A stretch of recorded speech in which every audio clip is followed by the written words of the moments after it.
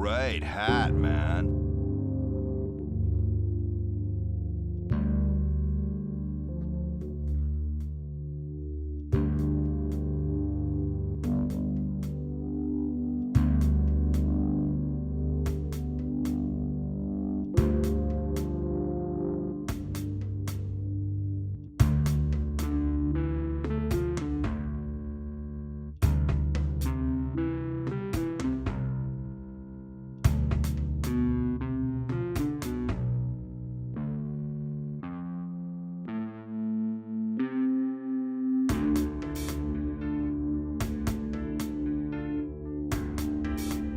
Don't have time to play with myself.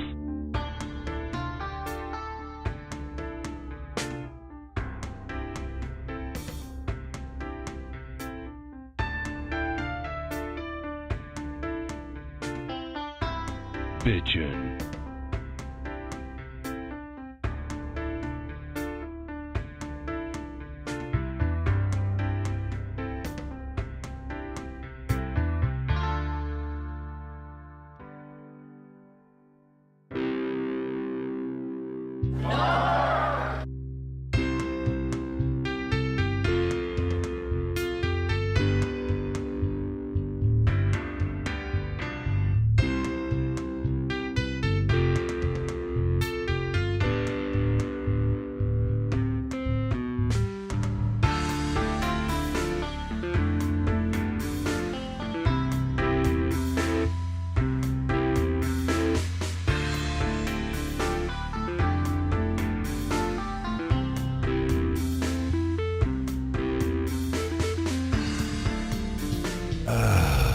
Much better. That was perfect timing, Killick. Just perfect. Good evening, everybody. How you doing? Arcade Castle. Eldridge, thank you very much for that. It's very kind. That's very kind. That is extremely kind. Lazy Crypt Echo, Fedorasaur. When you, as a kid, you thought King's Quest was so scary, but now you see it's just a silly game. It can be because it's so well, especially the first one, so heavily based on Grimm's fairy tales. So yeah, I get it. Hey, Hummicker, how you doing? I'm DX Lexic. Yeah, you Goonie, good to see you there. Who else we have? Arcade Castle, good to see you. Winter Slice. Yeah, Wolf Soul. Popping in, everybody. So many here. So many people here. Yeah.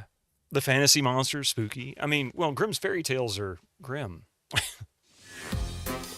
I mean, let's be realistic. They're grim. Falkenbach, good to see you again. It's been a while.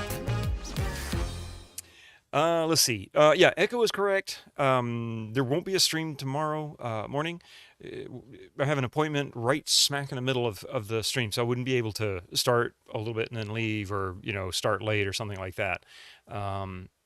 But I will be back. Well, I'll be here on Thursday night. Pardon me, not here but I'll be on GOGcom at 7 p.m. I still yet to pick out a game. I just can't decide what I want to play. I might see if I can convince them to let me do Witcher again, or Witcher 2. I was really just getting into Witcher 1 again. I really need to play that one again. It's one of those games that, it's not as bad as people like to say it is. It's rough, but it's not that bad. It's actually a lot of fun. Great story, too. But I'll be back on Friday on this channel at 8 a.m. Eastern. There's nothing planned at this point, although anything could pop up. You never know. But yeah, I should be back. We'll be back with more Might and Magic 6. I still laugh. Good evening, Lass. How you doing?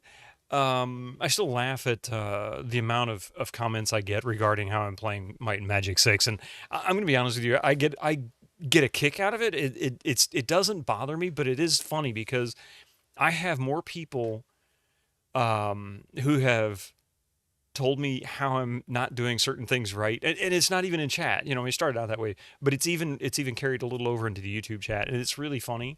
Not YouTube chat, but the YouTube comments, which is kind of funny to me, because I've played all these other games in the past where people love to really kind of, I guess, spoil it. Baldur's Gate's notorious. Half-Life is notorious, which I didn't care to spoil it for Half-Life. It's not like I've never played it, or Baldur's Gate. But, yeah, so I always like to remind people, most of the time that I'm playing games, it's my first time playing it. Not always, like King's Quest IV, I've played this several times, ever since it came out. And so it's not new to me. I mean, I might act like it's new to me because I can't remember half the puzzles, but, it's still usually a first time playthrough for me. And I've also kind of branched further out into a genres that I don't normally play, particularly in the 90s. I didn't play a lot of RPGs. I did play Baldur's Gate. I did play several JRPGs on the Nintendo back in the late 80s into the early 90s and the SNES. But that's not to say that I ever really got good at them, and nor did I focus on those genres. They were just games that we had, and I'm like, oh, okay, well, I'll play that. That looks like fun. So it was more of just playing the game than it was really playing it because, hey, it's another RPG, I got to play it. And I'm a little more like that now, so I'm trying to learn really hard how to play them. Well, when you're learning something, you make a lot of dumb mistakes. And then the pros walk in and they're like, if you click that, you don't have to do those other 3 things. Thanks. You made up for it with EQ. I did make up for it with EQ, but EQ is its own kind of RPG, right? That is very true.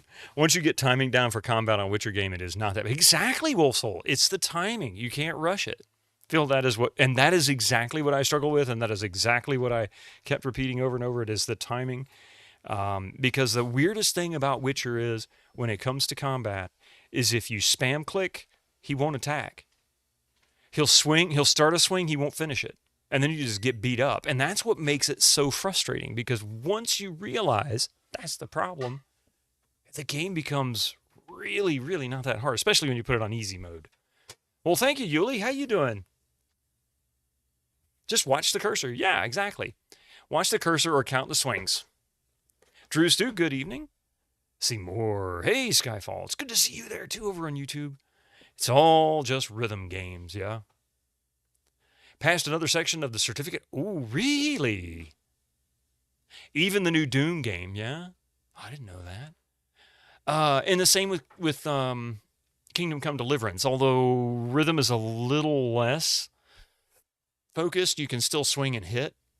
If you're going to get beat up a lot. Of course you do. Go Skyfall. Less. So the message I'm getting is, you want more obnoxious sense and spoilers.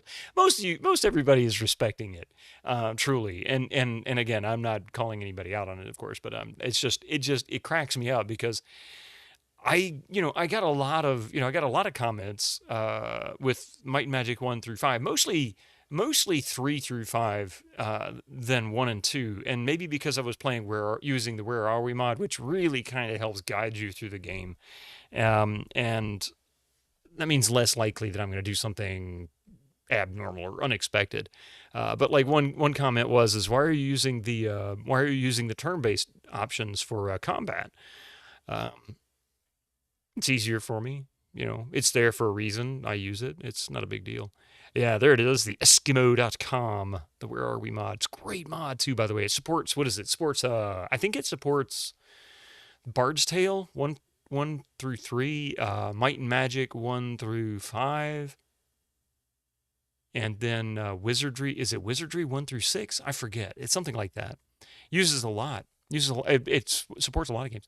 When the combat in Kingdom Come clicks, the whole game just opens up. It's an amazing feeling. Yeah, it's not clicked for me. It never clicked for me on the first one, and it still isn't clicking for me on the second one, although I can time the blocks a little more.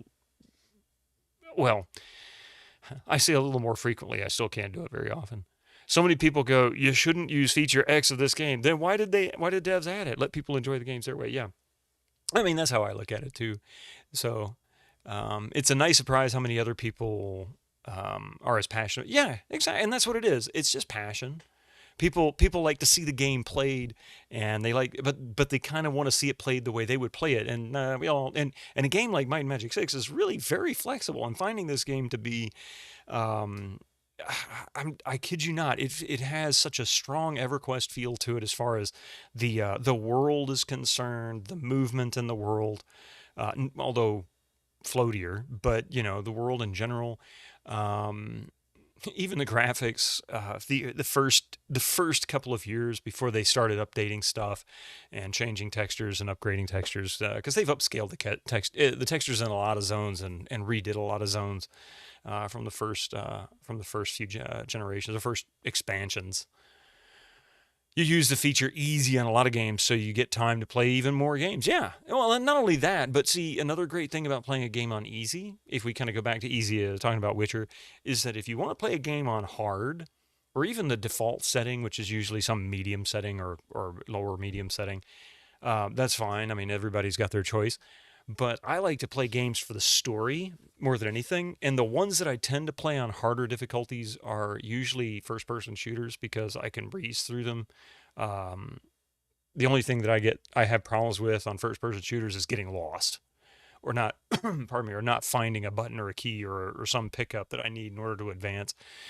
Beyond that, it's just point and click. It's like you find an icon on your desktop. Instead, you're shooting a zombie or a demon or something. Hey, Ray, how you doing? So I'll add that as a little extra challenge because Quake doesn't really have a story. The story for Quake is in the book, and that's about it. And then the text at the end of each hub, whatever, what each section, each act, or however you want to call it. So if you're really not caring about a story, you could just play Quake and just shoot all the demons and not really care anything about what's in it, right? It's not important. But then you get to games like King's Quest or any of the Sierra games. It's all about story. There is no easy mode. There is no hard mode. There are tactics and techniques you can use to make things easier. Especially I find that in the text parsing ones, the early editions. And then, of course, LucasArts is all about puzzles and story, and silliness. Pardon me. Although the Dig, I don't expect is going to be quite the comedy as, say, Monkey Island is or Maniac Mansion. I think it's a little bit more drama. It's probably more like Gabriel Knight. It'll have comedic sections, and lines and events, but for the most part, it's going to be very focused on a very serious subject and story. So kind of excited to try that and see how it goes. I've been wanting to play it for years. But anyway, let's get King's Quest 4 going. And yeah. Oh, before I do, one thing I wanted to let you know is in about 40 minutes, the first break that we have, 45 minutes from the first break that we have, most likely I will first have to say thank you, Reg, for the 30 months of the Prime sub. Ray7238 just subscribed with Prime. Stair Quest 2, Pachado's Revenge. You could have given those 30 primes to somebody else, but you didn't. You gave them to me. Thank you so much, man. I appreciate that. Stair Quest 2, Picardo's Revenge. The Dig is amazing, and I hope you like it when you play it. I'm hoping I enjoy it as much as Loom because I've wanted to play the Dig almost equally as much as I wanted to play Loom. I just never bought it. And I wasn't playing point-and-click adventures in 95. Was it 95? 95, 96, something like that when the Dig came out.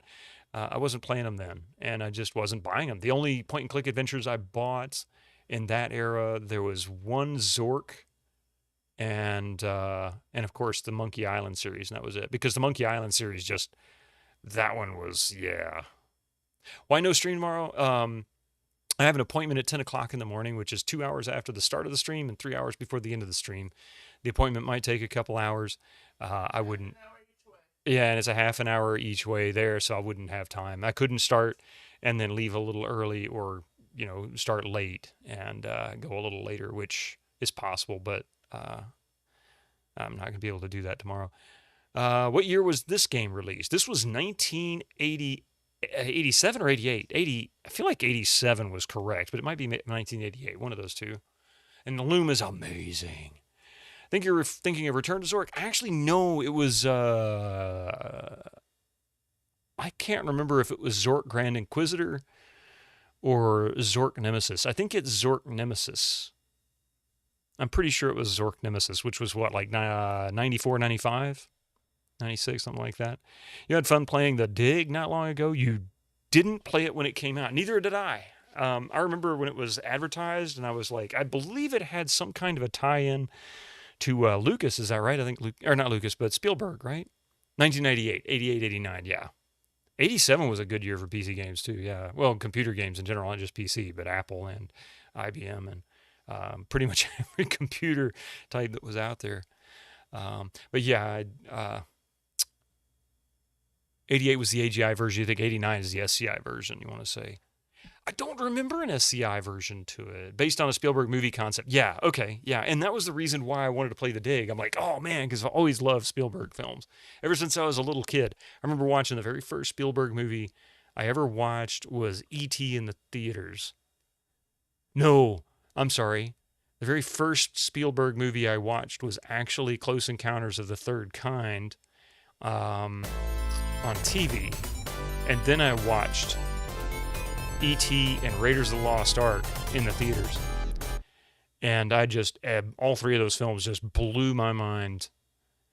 As a young kid, like I was probably 7, 8 years old when I saw Close Encounters. And then of course I was 8 years old when E.T. and Raiders came out. And I saw both of those in the theaters. I still remember seeing both of those in the theaters. Such a fun movie. You think the dig was something that came across Spielberg's desk, but he thought it would make a better game than a movie? Ah, okay. I remember it had his name on the advertisements. I don't remember how the name was associated with it, like not written by or produced by, but some other way. Grody, man. You only had the demo for the dig on some LucasArts sampler CD. I only read the novelization by Alan Dean Foster. Even a dig book is worth a read if one can get hold of it. The SCI was the one they wanted people to buy because it was the one with the orchestrated music.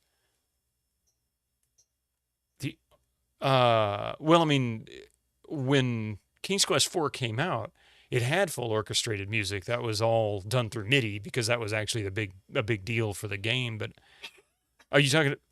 I'm not sure I understand Lost Wolf.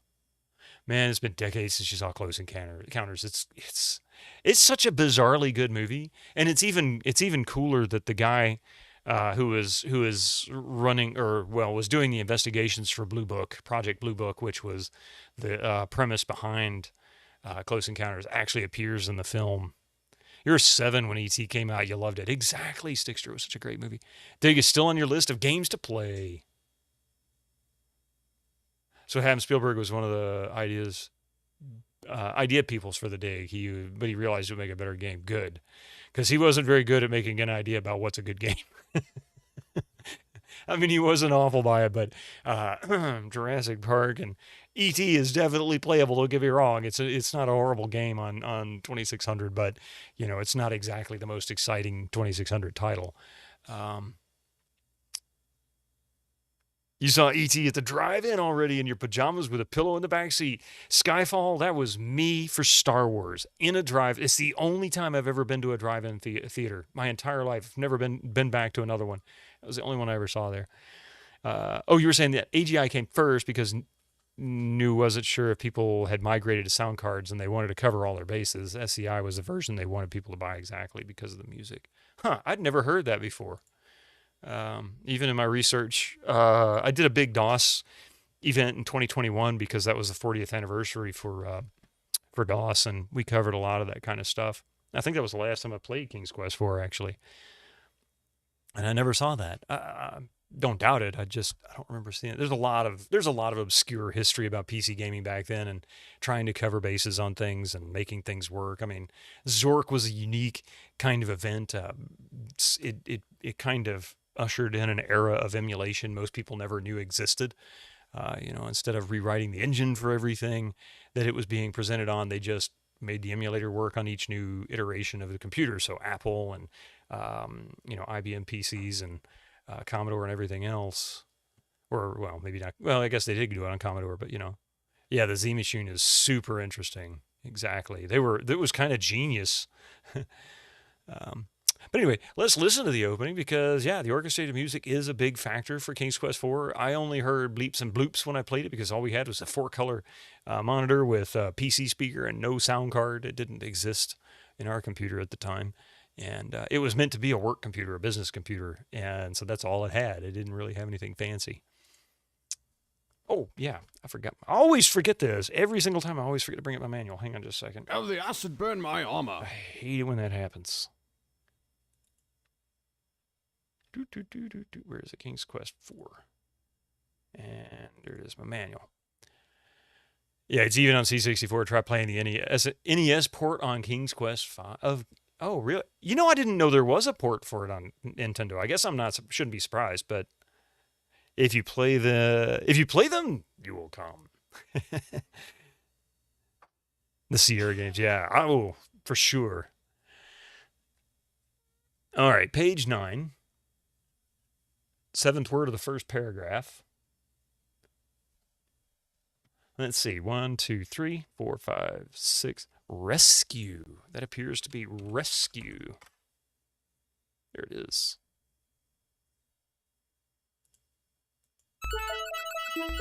This will be the last time we get to see this intro for a while, I'm sure. Oh, yeah, the Z Machine. Gotcha. Hey, Armica.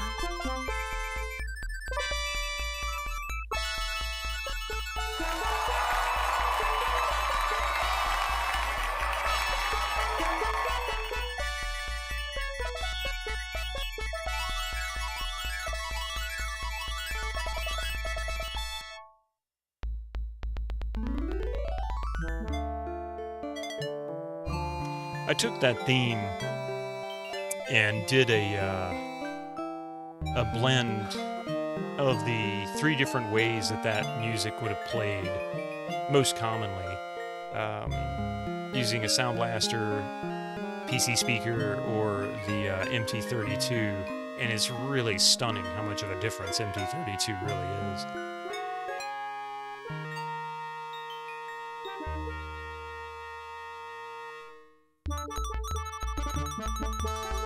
There's just something about these retro games that just brings out this feeling. Yeah, I know, really, doesn't it? Doesn't it, Trios? It's really kind of cool.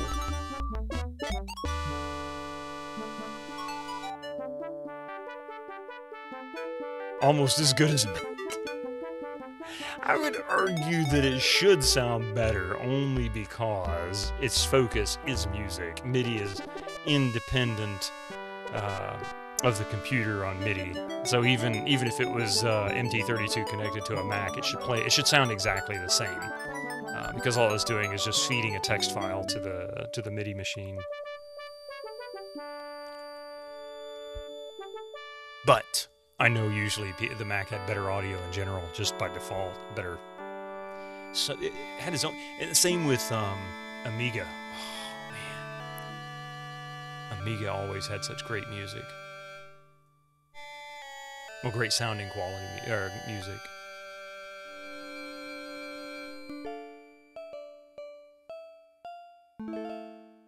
Showtime.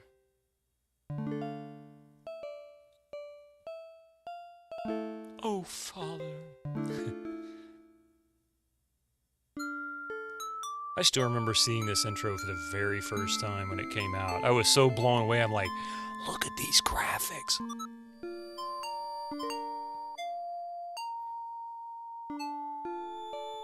Yeah.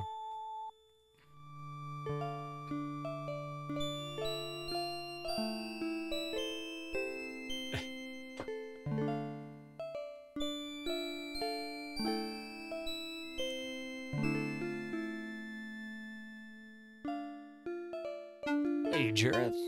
Welcome in.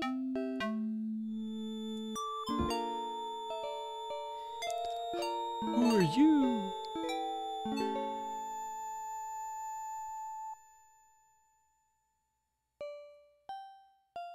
I am the fairy Genesta. In my land of Tamir, there is a remarkable tree. We've already got the fruit from this tree. So we're getting close to the end. I still need to... Oh, that's right. We're in Lolat's castle now, I think, is where we left off.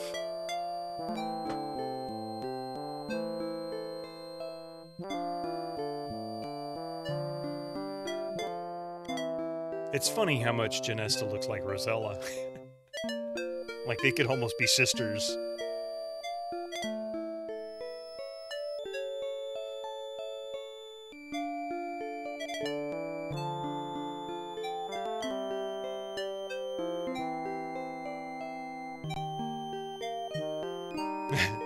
King Graham has some splaining to do.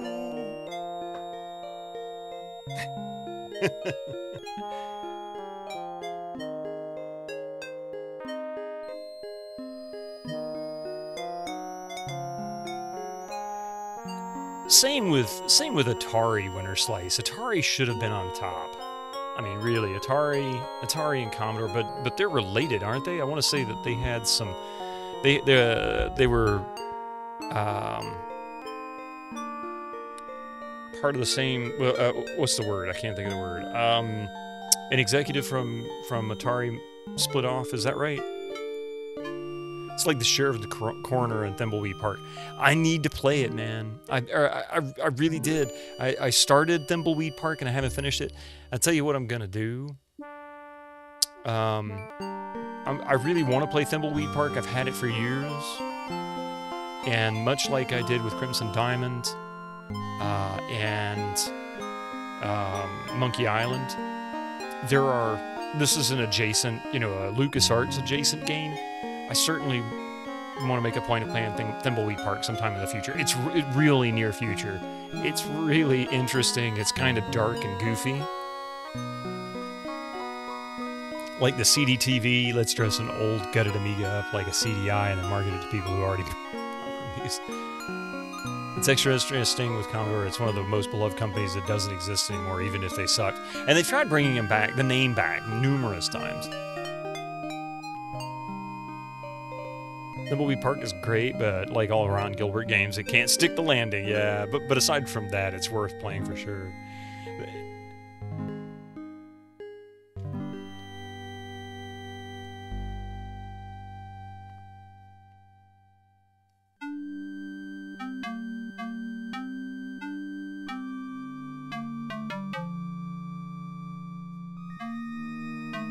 Am I keeping up with the Commodore? Nah. Never got to play one. It's different than I expected, and you wish it had been a different game, but if you take it for what it is, what it tries to be, it's actually good. It kind of gave me the impressions, Ron Gilbert was basically taking the X-Files and Maniac Mansion and numerous other games and kind of mashing them up a little bit. Some different ideas, not necessarily the games themselves, but definitely like the Return to Monkey Island's ending way more than Thimbleweed Park's. Return to Monkey Island was far better than I thought it was going to be. It really was. That was such a great game. Same with Hero U. Hero U is another one of those Sierra adjacent games that is...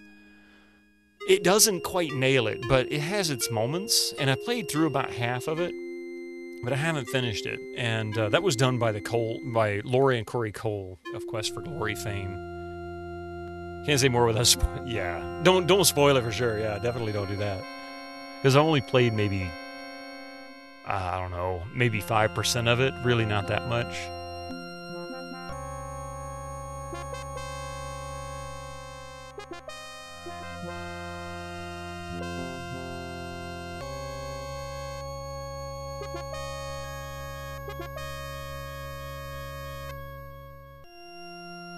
I want to say what I do remember from Thimbleweed Park that stuck in my mind was, doesn't it have a hint system tied to your cell phone?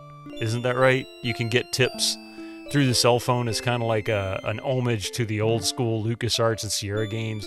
You'd call up for help. I'm stuck at this point. Yeah, I thought so. Because I always thought that was hilarious. I'm like, boy, that just really, that I know where they got that idea from.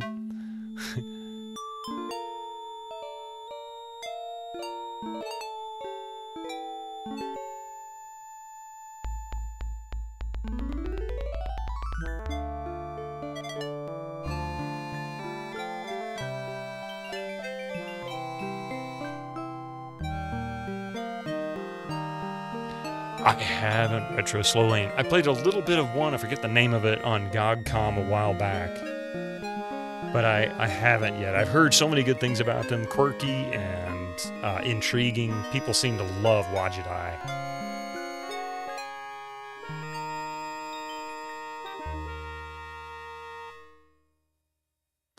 All right. And that is the intro. Let's see. So, the last we just got put into the bedroom in Lalat's castle. And this pretty much ushers in the ending of the game, but it's not the end of the game. So I will probably die repeatedly trying to go up and down these stupid stairs, as I always did. There's a bad timing section where you have to be real careful not to get caught. I forget exactly what all happens, but let's see. You can recommend Primordia is real good. Oh, okay. Reminds me that you need to get Kathy Rain to a different company, but got that Wajidai feeling. Oh, yeah. So many good memories playing Sierra games. Really, I mean, seriously. I remember crashing the car constantly in Police Quest 1 because I was doing 15 miles an hour or faster going around a curve. I'm like, good God, what'd you do? Put these things on ice? All right.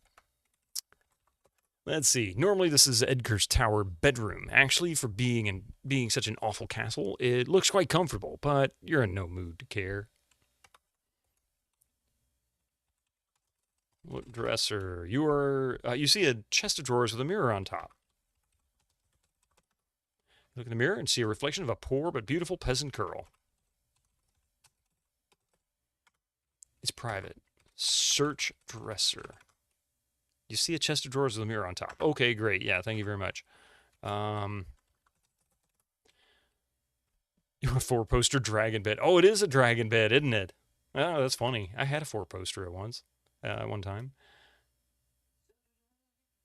Let's see.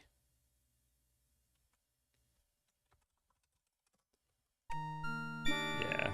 Pretty much I think I just have to wait for him. He brings a flower. You hear something at the door. Ooh.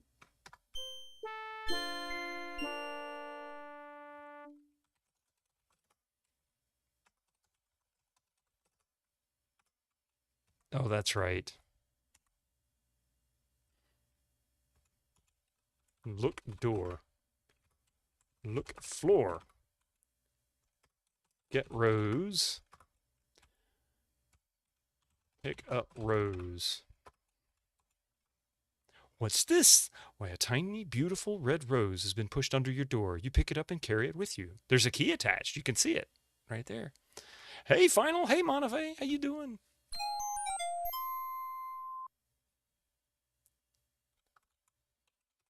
All right. So timing is important here. You only have, I want to say it's important here. Let's see.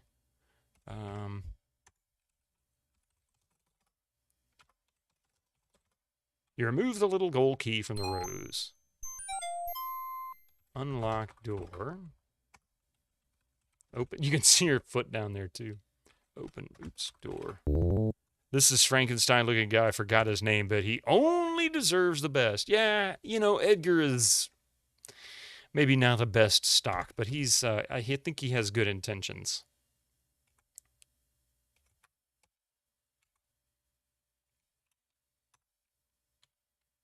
I am not Frankenstein. See? Stair Quest. Every single freaking time.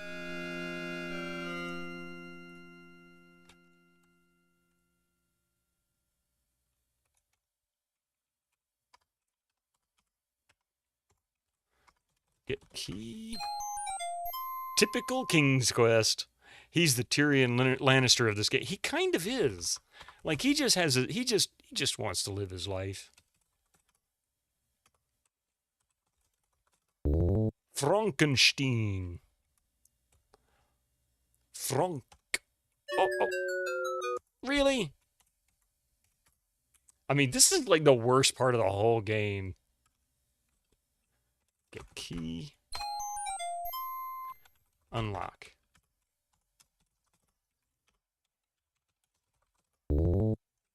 Save. So I'm not going to keep doing this over and over and over. Frau Bluter.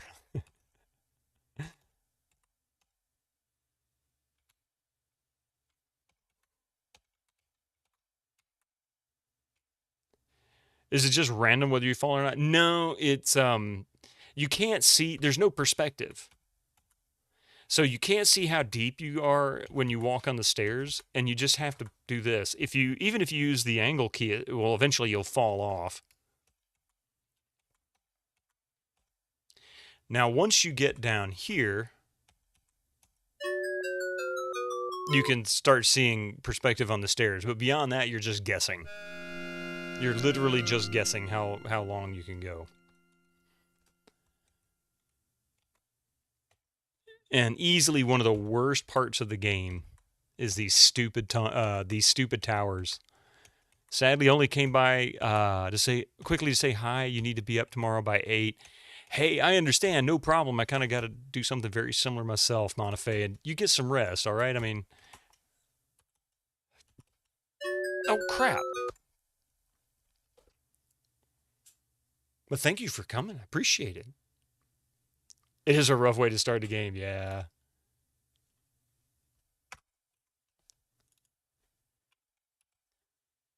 You have to wait 2 hours at your destination. Oh, that sucks. You're sure some people have some nostalgia for the masochism for the precision deaths like stairs, but for you, they're just glaringly bad design. Wish we could get a remaster with those removed. Yeah, I really wonder, were they intentional? They're Imperial stairs, no railings. Yeah, Lolat hired the Empire, the Empire to come build these castle towers. Pray I do not alter it any further.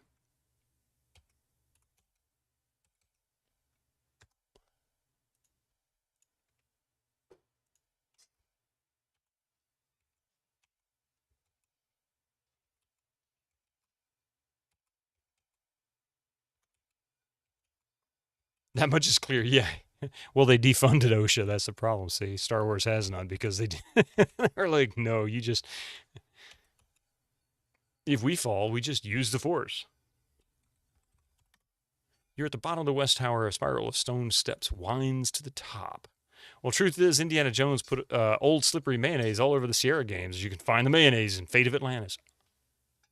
You know, I need to play Fate of Atlantis again. It's been about 5 years. It was one of the first games I ever streamed. Indie sabotage. Is that... I don't remember if that's true or not. Is that really the case? Because it's been forever. I believe it too. LucasArts was always giving Sierra a hard time for doing stupid stuff like this. No, but you're creative. Hey, it works for me. All right. Wait a minute. 58, 59, 60... What the heck? Boy, I tell you, I goofed all that up. Look at that. I'm just going to name it 62. I can't believe what I'm doing here. You find the mayonnaise. Yeah.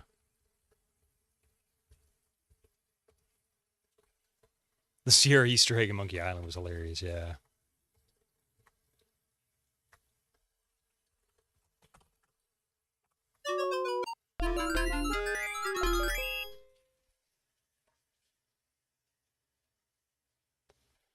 Busted!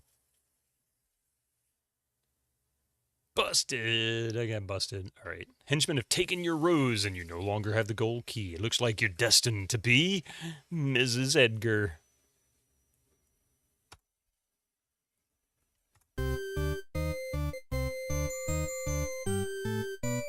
Might as well.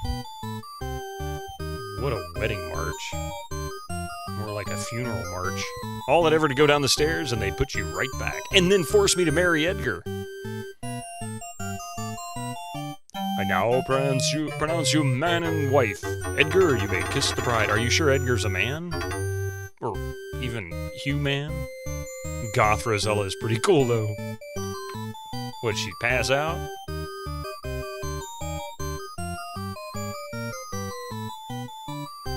Fainting isn't going to help, Rosella. There's no getting out of this one. You're stuck being Mrs. Edgar for the rest of your life.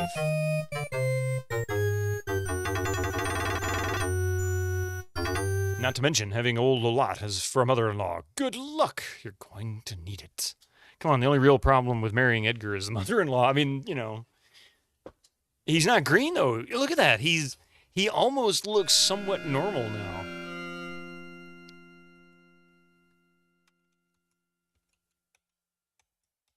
I think the guard is just asleep, and I need to be careful not to fall down the stupid stairs.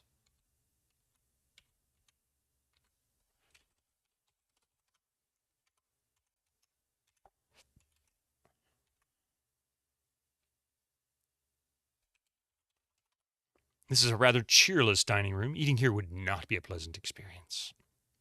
Just have to make him blush all the time. Really. Oh, what I was going to say is in about 15 minutes, I will need to take a break. I may have to take a slightly extended break, so I apologize. My mother will be coming over shortly, so just to drop the kiddo off. Oops.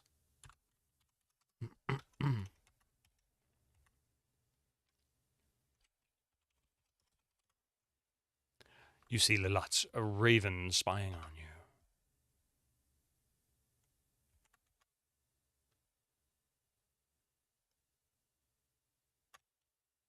Are all these guards just snoozing?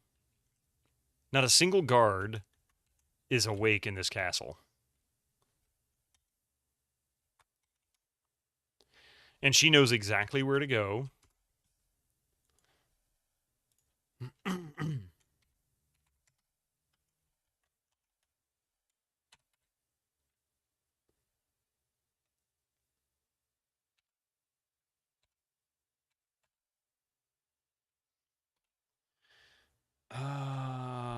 Yeah.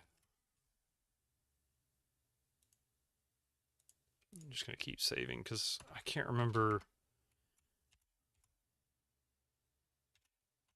I think I get caught here. Yep, I do.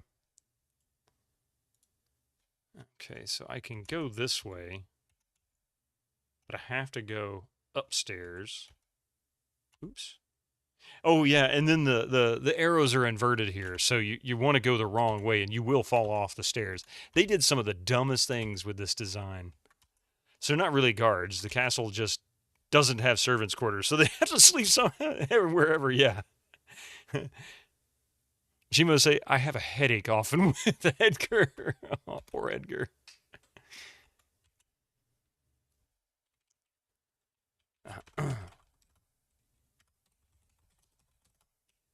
Using the little gold key, you quickly unlock the door. What is that, 66?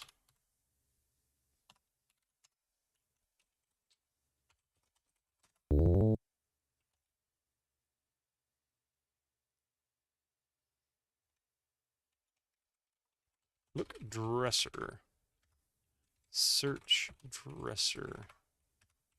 Look, bed. The bed is huge and takes up most of the room. There's somebody in it. Is that Edgar?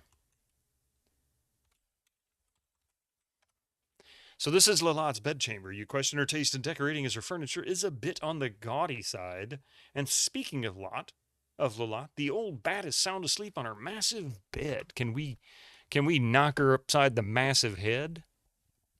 Just you know, take her out?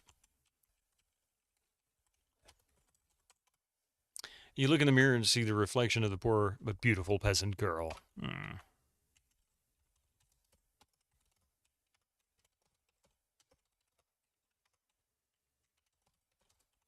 I can't remember what I'm supposed to do here. The evil fairy sleeps soundly in her bed. She wears Genesta's magic talisman around her neck, and you see it gleaming upon her chest. As she sleeps, she makes very strange clicking sounds. Get amulet. Well, you stupidly wake Lilot up. Viper, she screams as she quickly sits up, pointing a gnarled finger at you and zaps you into oblivion. She didn't zap me into oblivion, she turned me into a pile of salt.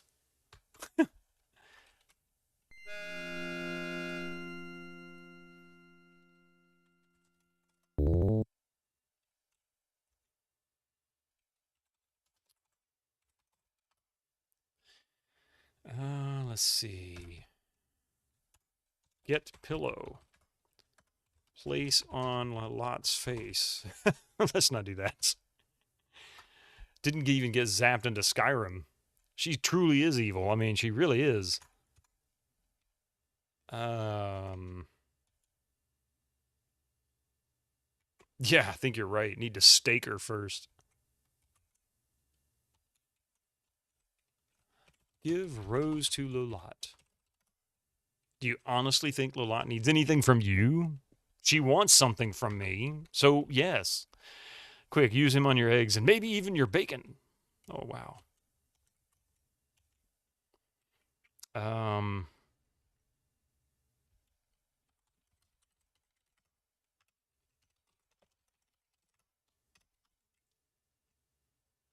don't remember what to do. I may not have what I need here yet, but I don't know what it is that I could get.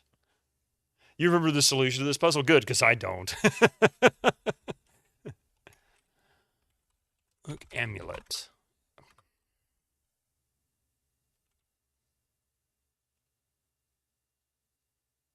Use rose on Lolat. Tickle Lolat's nose with rose. Tickle Lolat. I didn't think I did, but yeah. Oh, which, by the way, it's okay if people want to give hints. Honestly, don't remember what I'm supposed to do here, and this is less a playthrough from my experience and more story. So let's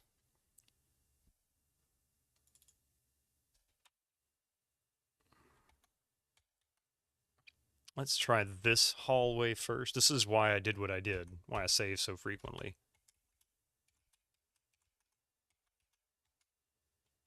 Ah, yeah. You have discovered the kitchen's castle. Excuse me, the kitchen's castle. Wow, I can't read today. Maybe I do have DX lexic. You have discovered the castle's kitchen. Not a very pleasant kitchen, but a kitchen nonetheless. Against the back wall, 2 cabinets flank a cold stone fireplace. You see a long table under one small window.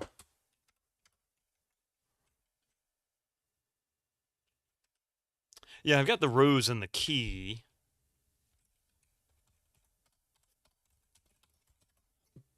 Nothing on the table interests you.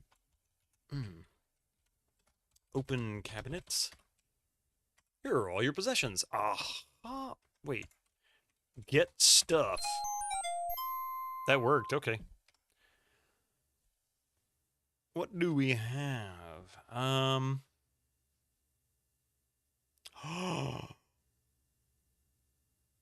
think I remember the solution. Oh my goodness. I think I know what I'm supposed to do.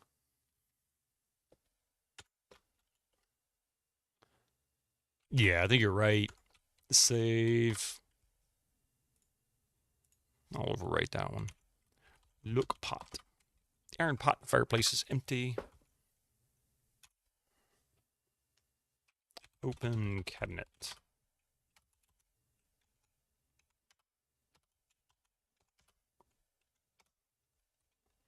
Get stuff.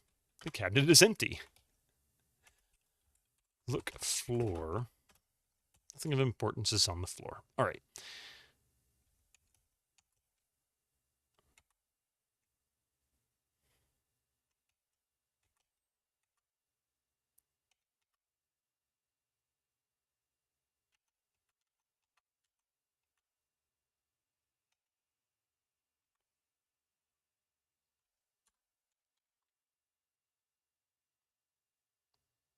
All right.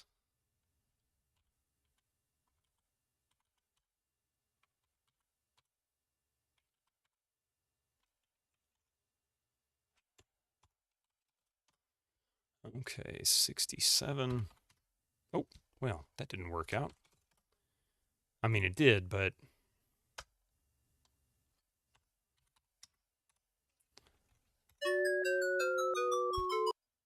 Stupid stairs! She's flat as a pancake. We're just mentioning. When you play this because you keep having King's Quest 1 flashbacks, you just save every few steps on the stairs, right?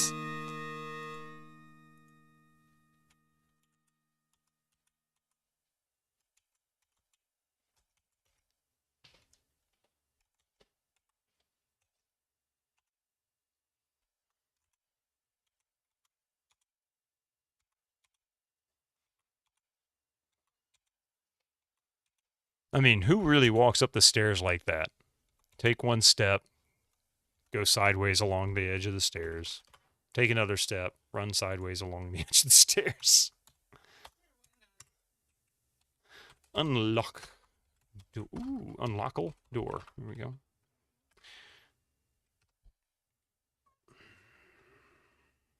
Oh, I see. Use golden key. Open door.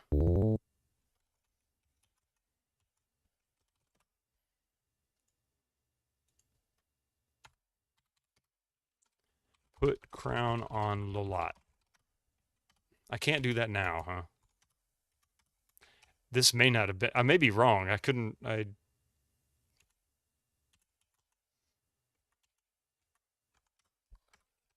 Hmm.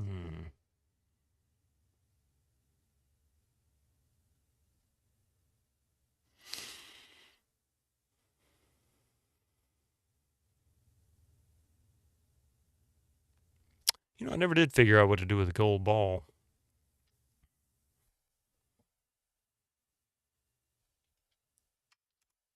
Heh, why not? Play flute. That wouldn't be a good idea right now. Why not? Use axe on Lolats. What do you want to do with the axe? The moment you want to make a joke but not sure it might be the actual solution. I've done that before, Eldritch, and it's awful. Although I will refer, hints are allowed. I'm not going to get mad. Like I said, I'd done this before several times, but I can't remember the solution. I thought I knew the solution. Let's see. Use crown on Lolat. Put crown on head.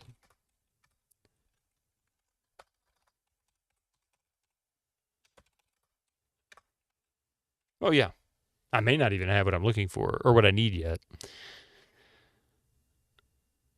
Incoming ads for you non-subscribers. Use your Twitch Prime now. You forgot to lead with love. You have what you need, I think. Yeah, see, I think I do. I want to say it was something we already collected. 5 minutes to 1 minute? No.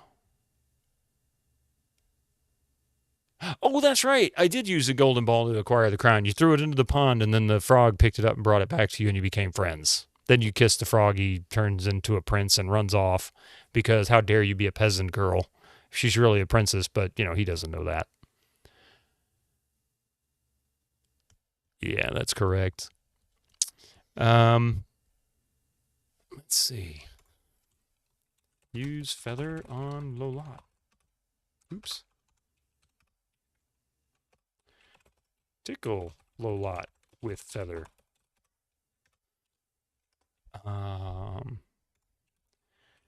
Shoot Lolat with Cupid's bow. You aim the golden arrow towards Lolat. You let off a bowstring. Zing! A direct hit. Lolat sits straight up in bed and looks, and a look of agony upon her face. What did you do to me? She shrieks. I'm melting. No, wait. That's another story. Let's try that again. It hurts. It hurts. Stop the pain. Stop it. You cringe as you watch the evil fairy die a painful death. What happened, you wonder? How could old Cupid's arrow have done that? It thought that those arrows were harmless and contained only love. And she dies under a giant heart-shaped icon. Wait, that must be it. Lolat was so evil that when all that pure love entered her body, it acted as a poison to her system. In spite of yourself, you feel a sense of sweet revenge. A Wizard of Oz reference, yeah. As she breathes her last, Lolat manages to gasp. I don't know how, but I'll get you for this. A bright new day is dawning.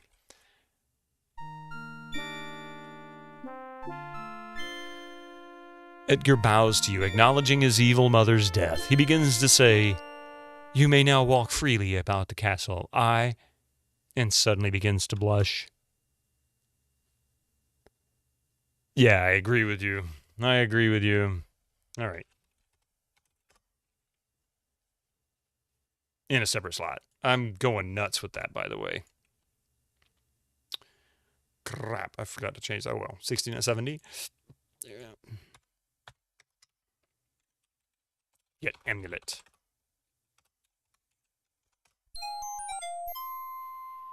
Okay, so now we have the amulet. They're here. All right. This is a good point for me to pause anyway. My mother's here, so give me just a few minutes. It might be about 10 minutes. I hope it's not quite too long, but either way, we'll be back in just a few, and we should be able to wrap this up. From this point forward, I want to feel like it's pretty straightforward at this point. So we'll see you guys shortly. Be right back.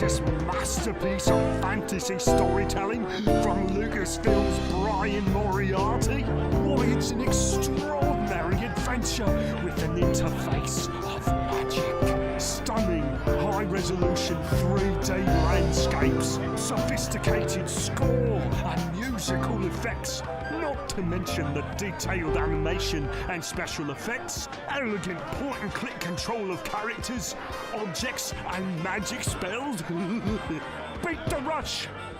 Go out and buy Loon today!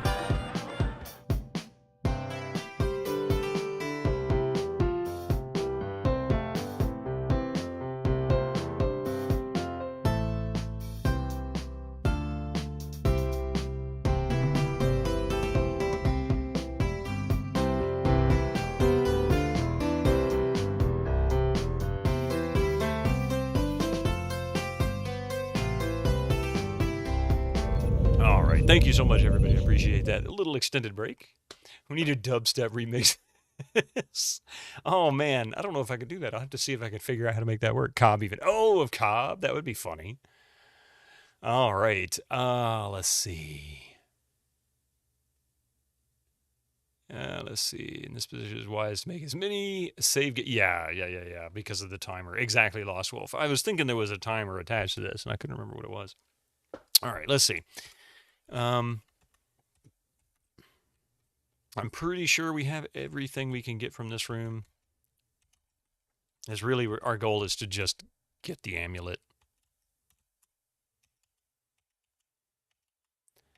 And I forget what is on this floor.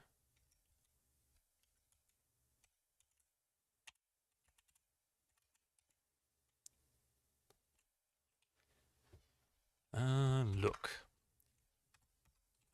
Oops. Look, guards. See nothing special. Open door.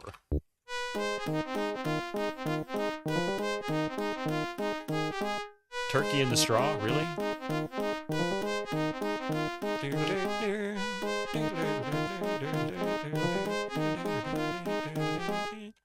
Get chicken.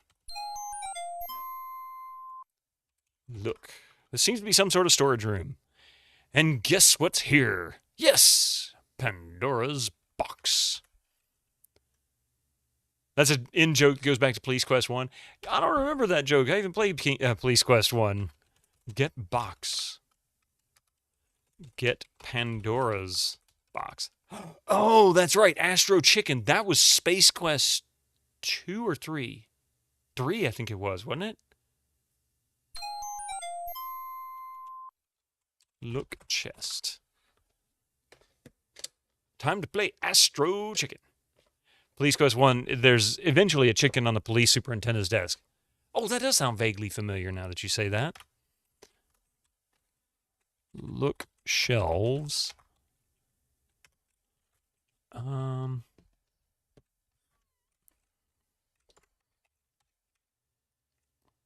that all I needed from here was the chicken? They took that tune and put it into Astro Chicken. Yeah. That was, this was the dungeon that she got thrown into initially. Open door. You wouldn't really want to visit your old cell, would you? I guess they would put the dungeon right next to the storage room, wouldn't they?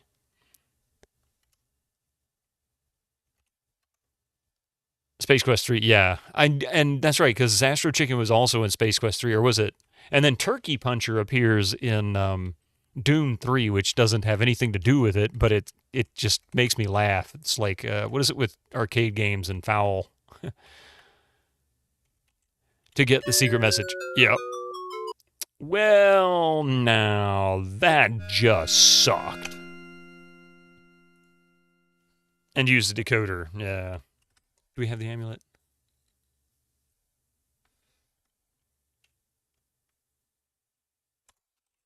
Oh, I don't have the amulet. Gret amulet. Amulet.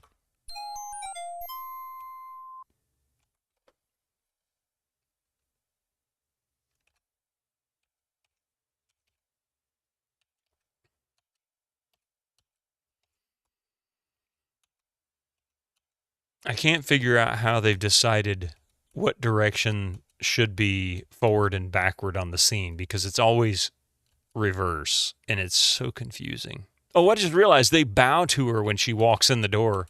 I guess the guards are happy that that she got rid of Lalat. They're like, oh, thank God. You got rid of that old witch.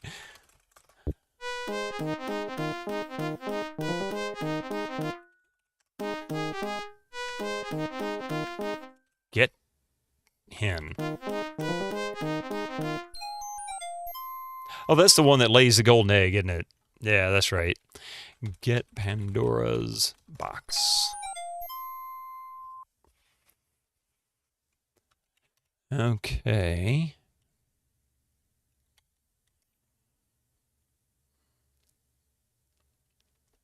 And now then, we're going to save again.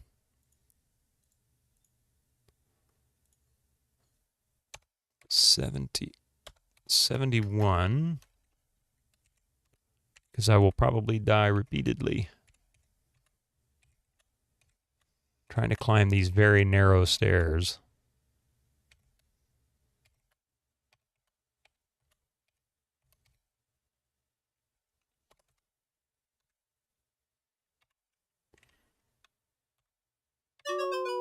Well, at least I didn't fall to my death that time, huh?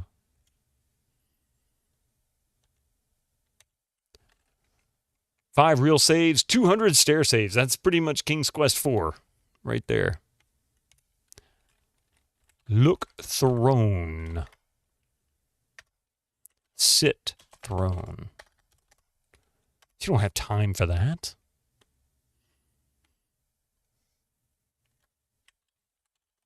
Oh, look, we can muck out the stables like in Quest for Glory 1. Make some cash, you know. You're standing before Lalat's dark castle on the edge of the Rocky Mountain. There is a small stable next to it. This doesn't look like it's in a very stable place. Oh, let's see. Oh, there's the unicorn. You have entered Lalat's stable, and it looks like an ordinary stable at that. It's very gratifying to know that Bitterman thinks we are smart enough to give hints here. Yeah, really. So many people know these games. Muck out the stables. We Hercules, boys. Mel Void, welcome in. You have had this game since it was released and never got further than about 10 screens in. Really? We bought it when it came out as well and played it. We completed it, but not without a hint guide. I'm not kidding. We did complete it, but we had to have a hint guide for it. Welcome to the channel, Mel Void. Yeah, I've played this one several times. I still don't remember the puzzles. Let's see. Open stall. I can't do that now.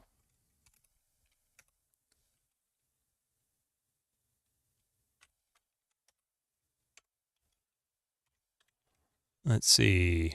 Mount horse. Oh, wait a minute. Do I have...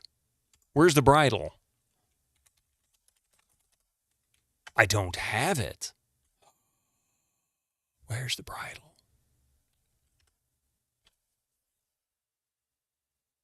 Did I miss the bridle? You still got the box in mint condition? Melvoid, oh my goodness. These are worth a mint themselves. No, not restart. Restore. Good God. Restore. There we go. Yeah, this is awesome. Which one do you have? The 3.5? I think, wait a minute. Didn't it come with both the 5 1/4 floppies and the 3.5 inch floppies, or did you have to? I can't remember if they came separately or not. All Amiga. Ooh, really? We had it for IBM PC. I have to take a different approach. Your recollections had both. That's why when I went to go say it, Lost Wolf, I'm like, I feel like it had both in the box. Both sets of discs. Yeah, so on PC, yeah. As soon as I started opening my mouth, I was like, let's see, open chest.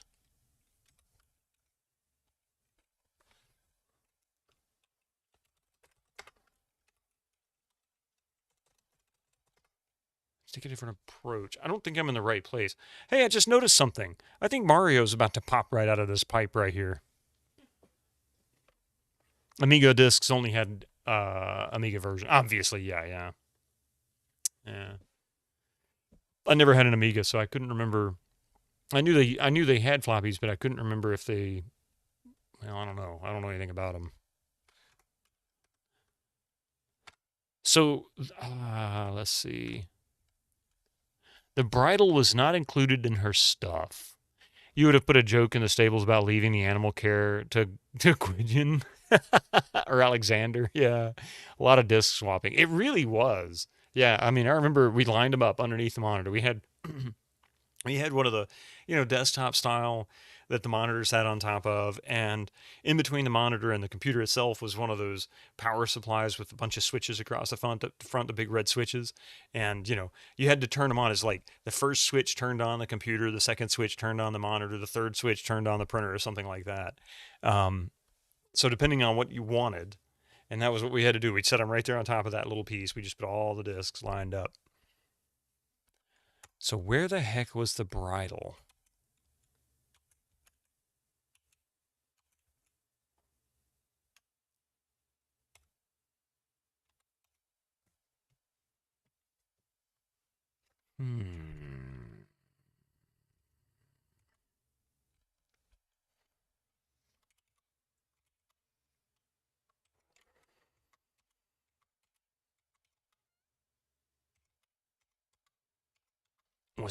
Was it not in the stable? I felt like that it should be in the stable, but I didn't really look that close, so maybe I overlooked it.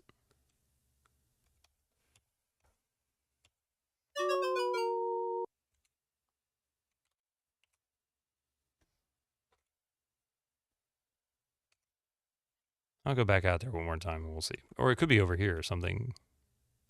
Oh, yeah.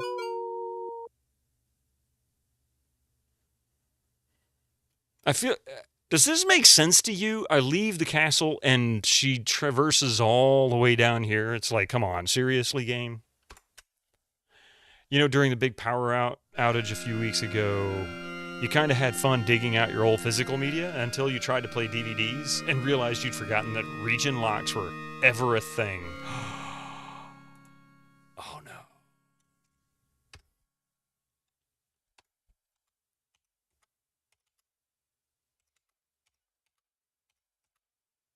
And were you trying to play it like a DVD player attached to your TV or a computer?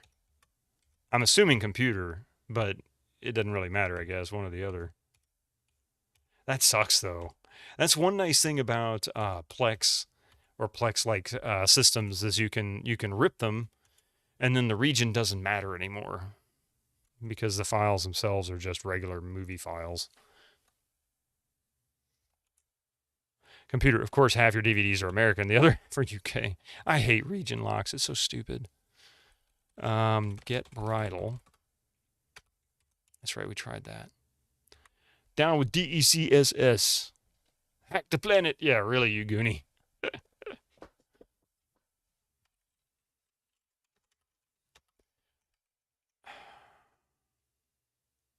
On a PC, you can change the region a set number of times.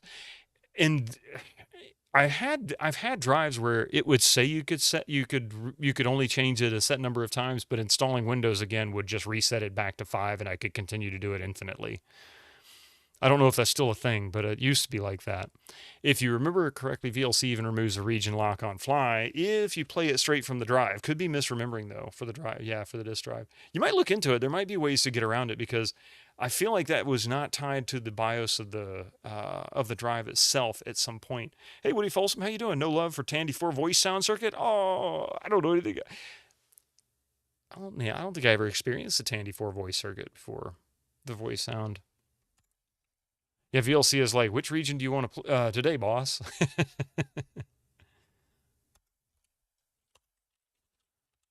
Look, unicorn. It needs to be free. Unlock gate.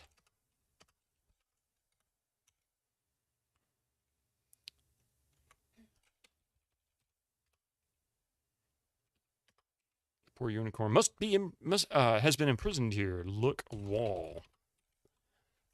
You see nothing of importance on the walls. Well, that tells me what I need to know. Oh, that's a good point. Free unicorn. Just open the gate. I tried, but it says I can't. Yeah, free unicorns? Open gate. You're not close enough. Son of a beeswax. Okay, so this is clearly the hinge side. I mean, you know, look, there's a hinge, there's a hinge. That looks like the latch. I go to open it, I'm standing in front of the latch, and it says I'm not close enough. How much closer do I need to get? Do you want me to climb onto the gate?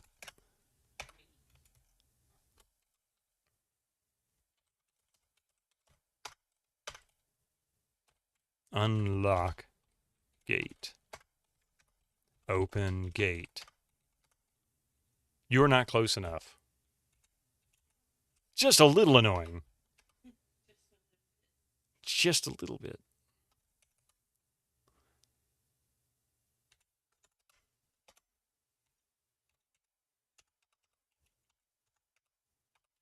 Yeah, that's what I was thinking too, Yuli. Like, use axe on gate. What do you want to do with the gate, or with the axe? Chop gate with axe. Here's Johnny. You'd think the whole thing could just be open from anywhere, but you need to be at a specific spot. Yeah, that's what it looks like. That's exactly it. It doesn't want to do what I wanted to do. Open gate. Are we going to pixel hunt this sucker? Is that what it is?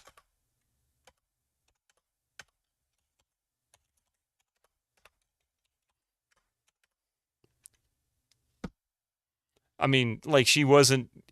So stupid. As soon as you open the gate, the splendid wild unicorn impatiently leaves its hated prison. It quickly trots out the open stable door for freedom.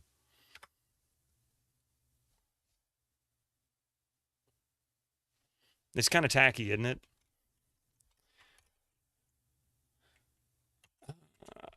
Look, stall. You have entered Lolot's stable, and it looks like an ordinary stable at that. Yeah, I know, we've done that. Now then, time to die trying to get away from her castle. The biggest challenge of the game, not falling off stuff. 72. Pixels. Hey, Goonie, how you doing? I mean, come on. It's not like I couldn't see that coming. You should be more careful, Rosella. You should design it better, Roberta.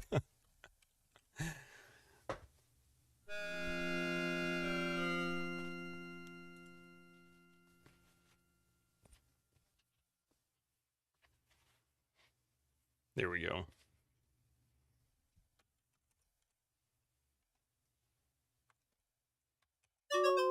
Really? I swear I was still on the freaking walkway. Such bullcrap.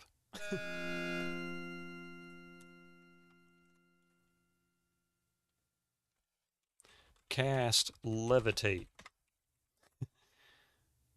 There's still stuff you can do before you leave by the by. Really? Uh-oh.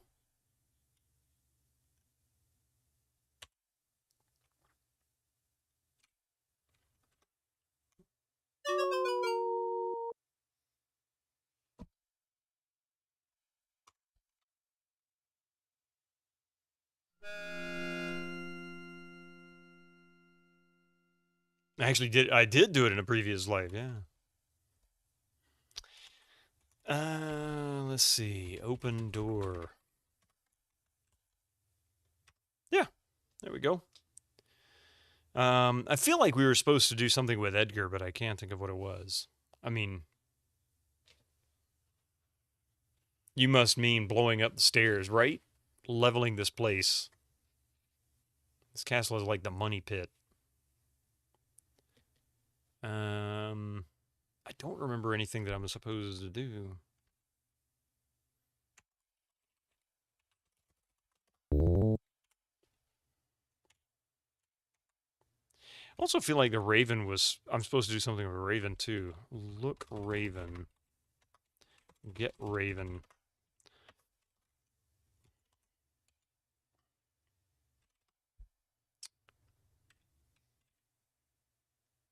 I don't have... Oh, yeah, I do. There it is. Pandora's Box. And Magic Hand. Wonder if her dress is made of asbestos. She's been carrying that lit lantern for a while now. Yeah. Okay, I can't leave. Okay, I thought so, but I couldn't remember for sure.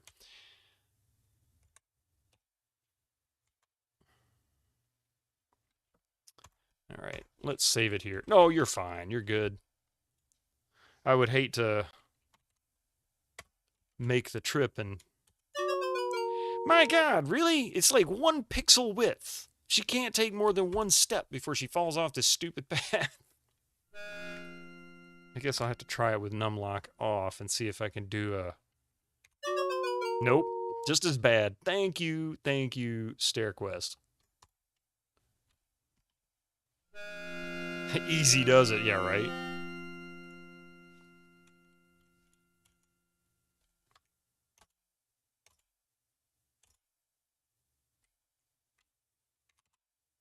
I guess what I could do is this. Oh, wait.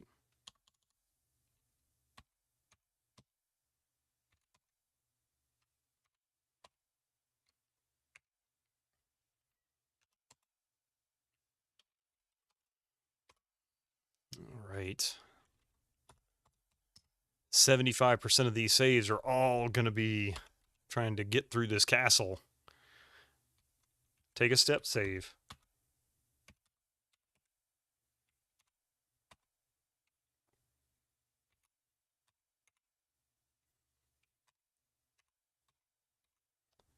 Enter new game, Softlock quest. Every stick. Oh, good God. Did she just die? Holy crap. Every stair section comes with a wimp out button that gets a little bigger each time you die.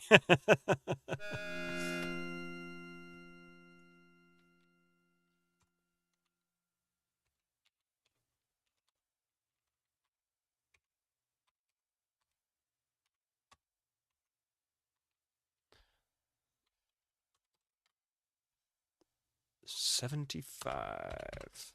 Here we go. Hey, is that Lolat's Raven up there? I wonder if that's what that's supposed to be.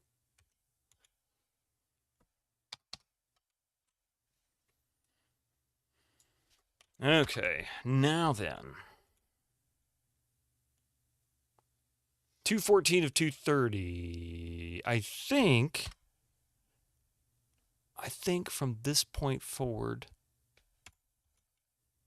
I'm probably wrong, but we're going to do it anyway.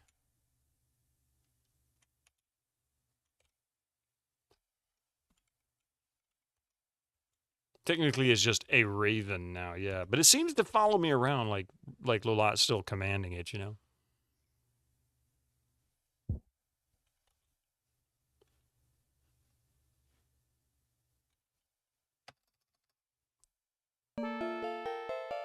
Aww.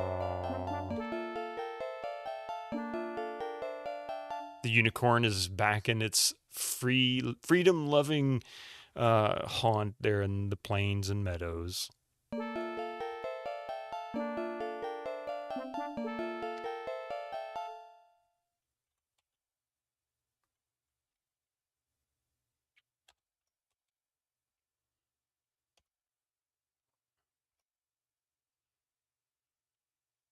I don't remember if it was closer to go the... Oh, yeah, it's this way. Okay.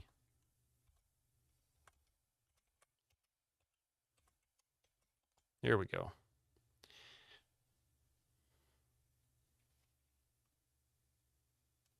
Doing all the points, or do you just want to finish it off?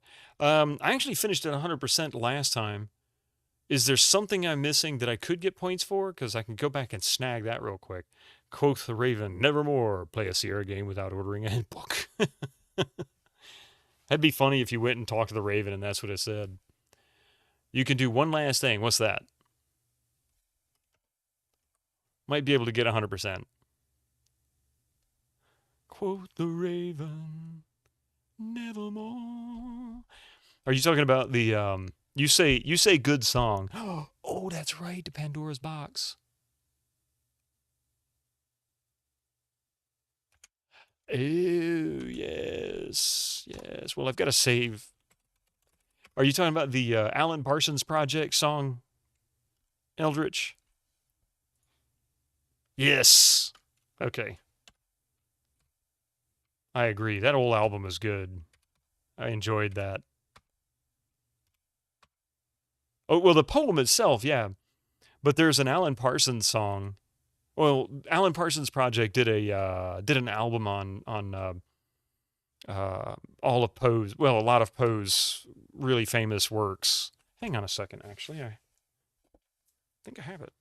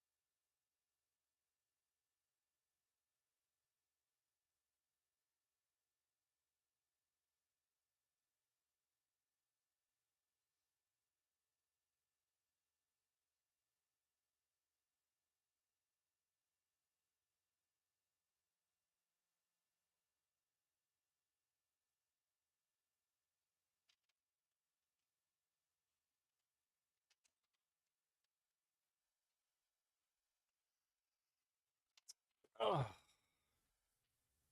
Yes. So, yes, I do have this. The fun fact about Alan Parsons Project didn't actually feature Alan Parsons. Alan Parsons started out working for EMI back in the 60s. He was the assistant engineer on Sgt. Pepper's for the Beatles, and among other albums. And then later on, he was the primary engineer for Dark Side of the Moon. And he started a project in the 70s where he brought in studio musicians. And he did songs like Eye of the Sky, Eye in the Sky is why, and all that kind of stuff, which was a really good song from the 70s. But he also did little projects like this. So Alan Parsons Project, Tales of Mystery and Imagination, Edgar Allan Poe, which featured a number of tunes based on those poems. So A Dream Within a Dream, which was narrated by... Oh, God. I want to say he even passed shortly after, he passed before this got released. Who was it that did the narration? Orson Welles, thank you. Yeah, and I want to say Orson Welles died before this got released. And it was like one of the last things he did, and it's really good. Some of the songs that were on here, The Raven is really good, which is the one we were talking about. Telltale Heart was really good. Cask of Amontillado is actually very, very good. None of these were chart toppers by any means. Was it 85 he passed away? Maybe I'm thinking of somebody else. Oh, I know who I'm thinking of. I'm thinking of, or at least maybe I'm thinking of somebody else. I don't know who it was I'm thinking of. Either way, very cool stuff. Because this came out, I think, in the 70s. If I can find... what was it? Yeah, 76. Yeah, this came out in 76. He died a little after, okay. Something like that. But yeah, if you have an opportunity to listen to this album, it's very good. Let's see, is this one? This is one that is showing some signs of rot, sadly. Unfortunately. But I've had this disc since the 80s. Like 89, 90, something like that. I've had it for a very, very long time. It's a really good album. and it's very cool. It's one of those that has a nice thick disc. Or what does disc rot look like? There's a number of iterations of disc rot. The most common that I'm seeing with mine, because some of these, my oldest goes back to 87, but the most common with this, and I don't think you can see it on camera. You'd need a light behind it, but for example, right about there is a tiny little pinhole. So if I hold it up to the light, you can see it. There's also a few others around the center and none on the actual, well, there's a tiny, tiny one on the track. But it's just basically the aluminum is so thin. It's paper thin. And I noticed this as a kid when I started getting CDs. I could hold them up to the light. You could see light through it. That's how thin the aluminum is on a lot of these CDs. And if over time, it starts to just, I guess, dissipate somehow or whatever, but they start to form in pinholes. The other common type is it will discolor on the edges. It's usually on the outer edge. I don't have any that show those signs, which generally means I don't keep them in high humidity locations. Hey, Tenderly, how you doing? Welcome in. Yeah. Is it due not only to age or handling? I don't really know what triggers it per se, but age definitely seems to have a factor. I do know that all the discs that I kept in my car at some point are the ones that are showing signs of that. And this was a CD that I did play in the car quite a bit for a number of years. So it's quite possible that that may have a factor. In other words, high temperature. So, I mean, the interior of a car can hit 150 degrees. Maybe just moisture. Yeah, moisture could be a key factor. Atomic decay, like Winter Slice. I don't know. I'm not I don't know anything about it, but I've already backed them all up, Peter Steves. Years ago, I actually ripped all of my CDs, and they're all stored in FLAC format. You have CDs which are still playable after a flood, even some of which the label stuck on hard managed to clean off. They still played. And this will probably still play just fine, because the way digital works is that if it's got enough data, clean data leading up to a damaged area, and as long as the damaged area isn't too large, it can usually work out what is supposed to be in the missing section. And that's the digital error correction that they would talk about in CDs years and years ago. Yeah, 150 is a smidge steamy. I mean, I grew up in an area where it was, it could be 95 degrees during the summertime. It generally didn't stay that hot there. It could get there, but usually if the car doors were closed and it was sitting in sunlight, it could be 130 to 150 inside there. It's just awful. Yeah, as a universal rule, keep it in a cool place. Funny that all your car ones die after a year or so. Yep. Maybe just moisture. Yeah. Last year you actually ripped all of your CDs out of 100. Only 2 didn't work, but you're suspecting some copy protection thing, since you could later play them on a normal CD player. I've had a few that I bought used that ended up being so damaged I couldn't rip either certain songs or even a majority of the album. You only keep burn discs in the car. There you go, Melvoy. That's absolutely the best thing to do. And I started doing that later. By the late 90s, early 2000s, well, actually right around 2000, I think it was, I bought an MP3 player, a CD player that would play MP3 discs. And I ripped discs or would rip the CDs, entire albums, and put I think I could put 12 or 14 albums on a single rewritable or writable disc. And I never kept CDs in the car. The vast majority of my discs never actually ended up in the car, other than coming home from the store. Climb ladder. Your dad refuses to throw anything away, including his boxes of floppies that obviously have mold all over them. That's unfortunate, too, because floppy disks... Oh. Floppy disks, the substrate for things like, cassette tapes and floppy disks, similar kind of formula or whatnot, those are heavily prone to mold.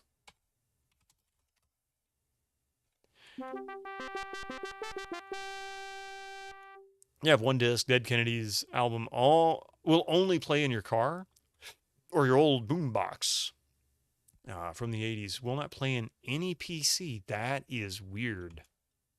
I have had discs that preferred to only play in certain drives. In fact, and it's only been in DVD. In fact, it was Lethal Weapon 2. I couldn't. It worked on the DVD player when I bought it. Went to watch it like 5-6 years later, in the same DVD player, it wouldn't work. No idea why. How you doing there, Mr. Caretaker? Mini discs were good. Shame they stopped them. Yeah, Sony was great at shooting themselves in the foot whenever possible. Still good at it. They've mastered it to this point.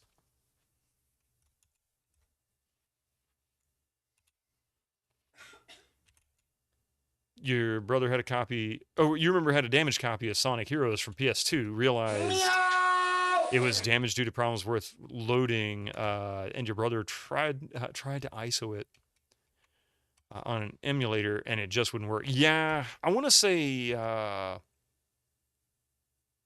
those do run. You can rip PS2 discs. I know I can do it with PS1, but the player won't play the rip disc. It requires, and maybe they did the same thing here. I don't know if you still have it, Peter Steves, but there's one thing about Sony that is real interesting. Leave it in an empty place where anybody could find it. I tell you what, we can do that because I'm not that far from there.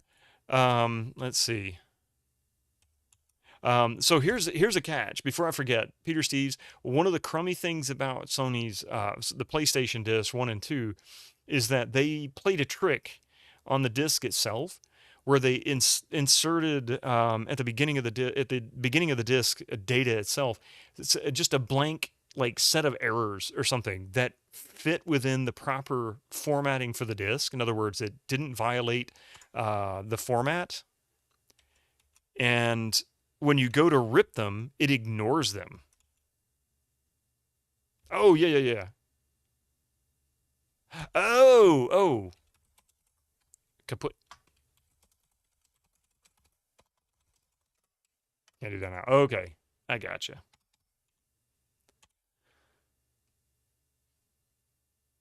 I remember hearing that Warner Brothers did a thing recently where their disc rotted. You're talking about DivX, the original DivX discs. Yeah. Early 2000s discs, they would give new copies for free or something if you just bring your old copies to them. Well, now that sounds different, actually, but DivX was a thing as well. That was the attempt to allow sort of a rental by purchase. You opened up the package and it only lasts so long before it'll start to decay. I think maybe a few days. Climb down.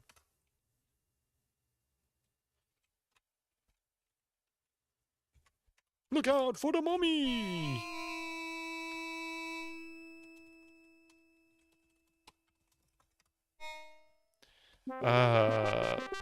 Didn't DivX live on for several years among pirates because they were because the files were slightly smaller? I have no idea. I remember reading the article for it, and they were doing their best to, hype it up as if it was some great idea. And I'm sitting there looking at it, I'm thinking, no, why would I buy that? That doesn't make any sense. That's just wasteful. Hey. Mm-hmm. It was stupid, wasn't it? No, deep bad. But no, I don't know if it had anything to do with if it had a life in piracy. I can't say. It sounds like the same time as sourdough bread. Oh crap! I did it again. I'm sitting here running my mouth and I'm forgetting what you told me to do.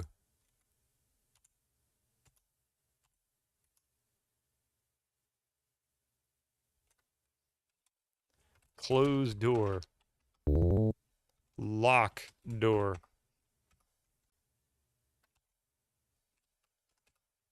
You place the skeleton key in the lock of the crypt door. Click, it locked. You kick the key through the crack under the door. Now, no one will ever accidentally release the evils of Pandora's box into the world. Too late.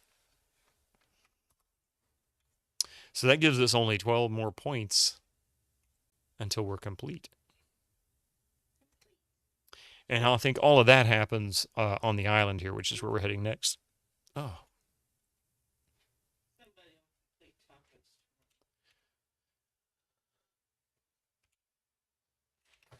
Chew on door.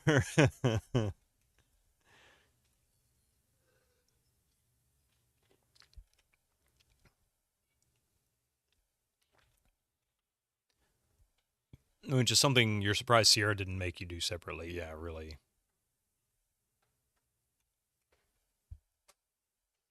You know, you get a point. She does it automatically. You're surprised they really... I'm kind of surprised they didn't make you do that manually.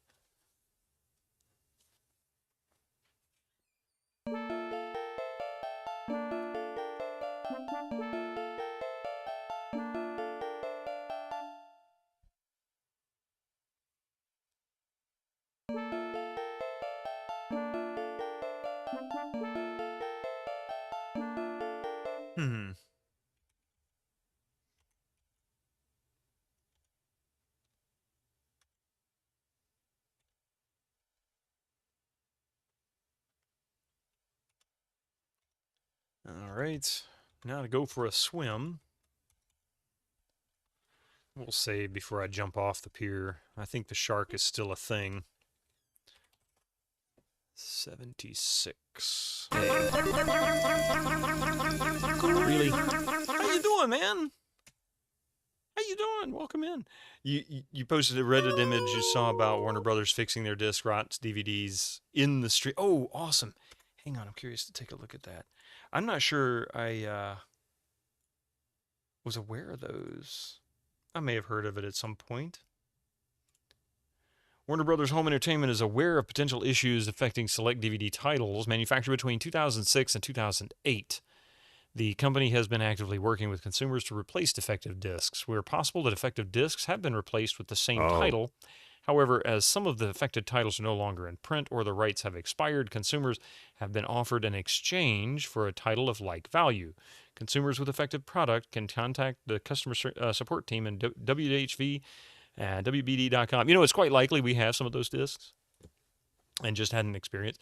I know we have some DVDs that have some rot, but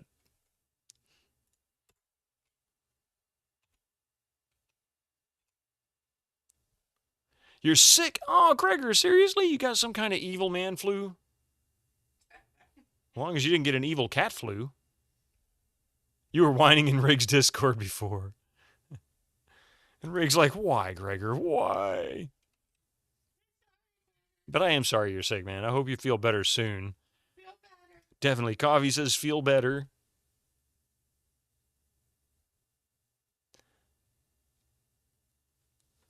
Genesis Tiny Fairies guard the palace door. You'd think I can drop off the hen here. Yeah, can I? I can't remember where the hen goes. This is a thing you don't remember. Okay. Well, if worst case scenario, I can always load the save before we dive off the pier. If I can type open door. Oh, wait. You said I could drop it off here. Put hen down. Drop hen.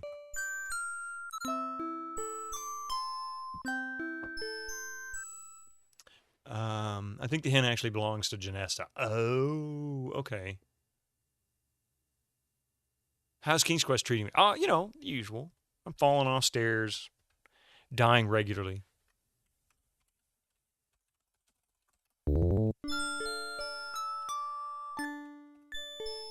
This is the entry hall of the enchanted Ivory Palace. 2 of the doors are closed and presumably off limits to uninvited visitors. The left doorway, however, is open.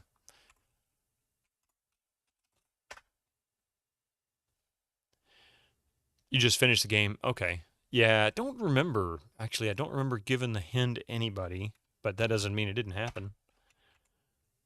Let's see.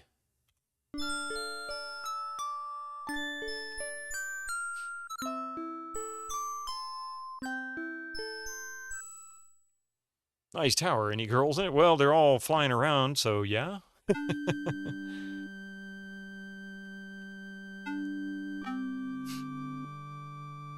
Let's see. Don't fall down. Janesta's bedchamber is very beautiful and serene. Janesta lies very still upon the seashell bed. Really? Her concerned fairy helpers hovering near, and her pet snow leopard lying close by. Janesta's tiny fairy helpers flit furiously about, trying to keep you from disturbing the dying fairy. Give amulet to Janesta. You give the magic talisman to the dying fairy. Almost instantly, the color returns to her cheeks. Her eyes begin to glow green and sparkle. She sits up in bed, stretches, and smiles at you. Yeah, it's definitely kind of an unusual name, isn't it, Vervain?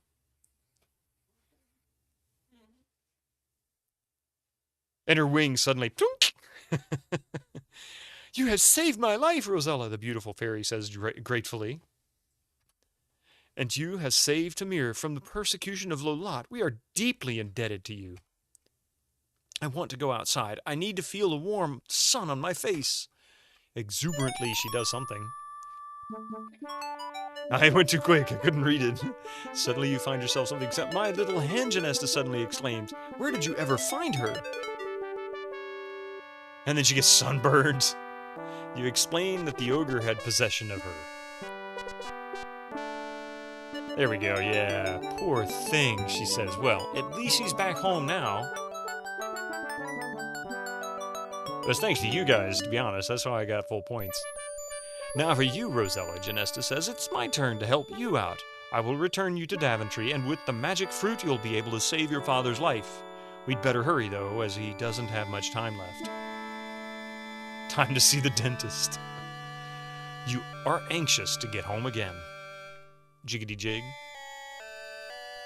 But first, Janesta proclaims, let's replace these peasant clothes with your royal gown. I did it. I did the thing, Gregor. With a twinkle in her eye, Janesta announces there is someone else deserving of a reward for his kindness and heroism. Ah! Sorry about that. You have a beautiful soul, Edgar, the fairy says to the ugly little man. You should look like what you are. Thank you, Gregor. Wow. This handsome hunk is Edgar? Rosella, he says, I love you. Will you marry me? You think about it. You think about it some more. Then... Hell no. No, I'm sorry, Edgar. You're very sweet, but I must immediately return home. Perhaps we'll meet again, you say. Well, Rosella, Janesta announces, it's time for you to go. Incoming ads for you non-subscribers. We'll never forget you. Now. Ask later, right? Friend-zoned. It's kind of sad she doesn't actually say yes. Edgar seemed very genuine, even though he was an ugly troll of a character to start with. You give the healing fruit to your dying father and strongly urge him to take a bite, which he weakly does. Girl, please.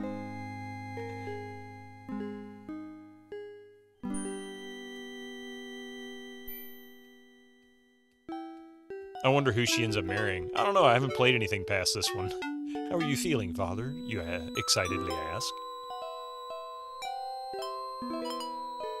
Never felt better in my life, is his reply. What is in this fruit anyway, he wonders. It's magic, Father, and you tell her excited family of your adventures in Tamir. I don't think you're through with this hat yet. You say, your brother Alexander and your mother Queen Valenice readily agree. You've got too much life ahead of you.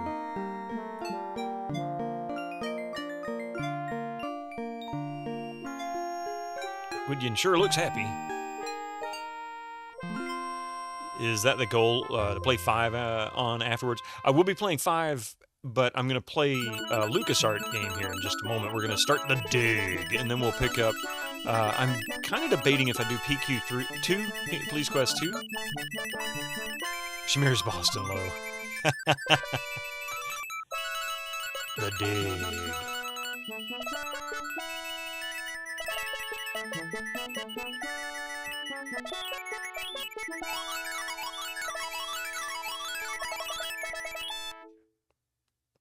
So all's well that ends well. Until next time, goodbye. Thank you, Roberta Williams. Appreciate your death by stairs. Oh, I will be doing another Leisure Suit Larry. I'm rotating through all the series, you know. Have I played the? No, I've never played the Dig. Never played the Dig. All right, so we've got 230 out of 230, and that's it. There's nothing else. It just sits there and stares at you and says, "I'm going to burn this image into your monitor if you don't turn the game off." Doink. Those candles, right? There we go. Fun fact, if you won the game before summer of 1989 or so, you could enter a contest at Sierra to win a trip to Daventry, England. You know, I remember that now that you say that. 100% never needed to play the game again. Here we go. All right. Oops. Silly Windows 11. Toolbar. I don't know if you guys can see that. Oh, it doesn't actually appear as it does on my screen when I do that. Okay, never mind. You don't see that. Graham was staring into your soul. He's got that look, doesn't he? Oh, thank you there, Echo. I appreciate it. Yeah, the Dig is available on GOGcom. We're not playing the GOGcom version, although I'm not sure if it's any different than the one I have. I have the disc for the Dig, so this is coming from the original disc. Oh, you'll manually. Oh, I appreciate that. Discworld. Discworld. Yes. Discworld right there. That's another one. Man, that doesn't work. We'll play that again sometime in the future. I also still need to play Eye of the Beholder, too. I have yet to play the second or the third. Digworld. Digworld with the worst puzzles ever. Is the book any good? The book for what? Discworld? That doesn't work. All right. Well, we've got a minute before the ads kick in. I'm not going to be gone for like 10 minutes like last time. It's just going to be 3 or 4 minutes. That doesn't work. I'll be right back. Actually, let me change over the artwork, and then we'll hit the break. Pardon me.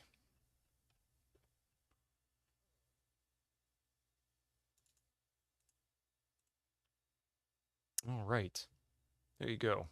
This looks so dark behind the chat there. Anyway, give me just a few minutes. We'll be right back after these ads. And yeah, don't go anywhere. It's time for the Dig.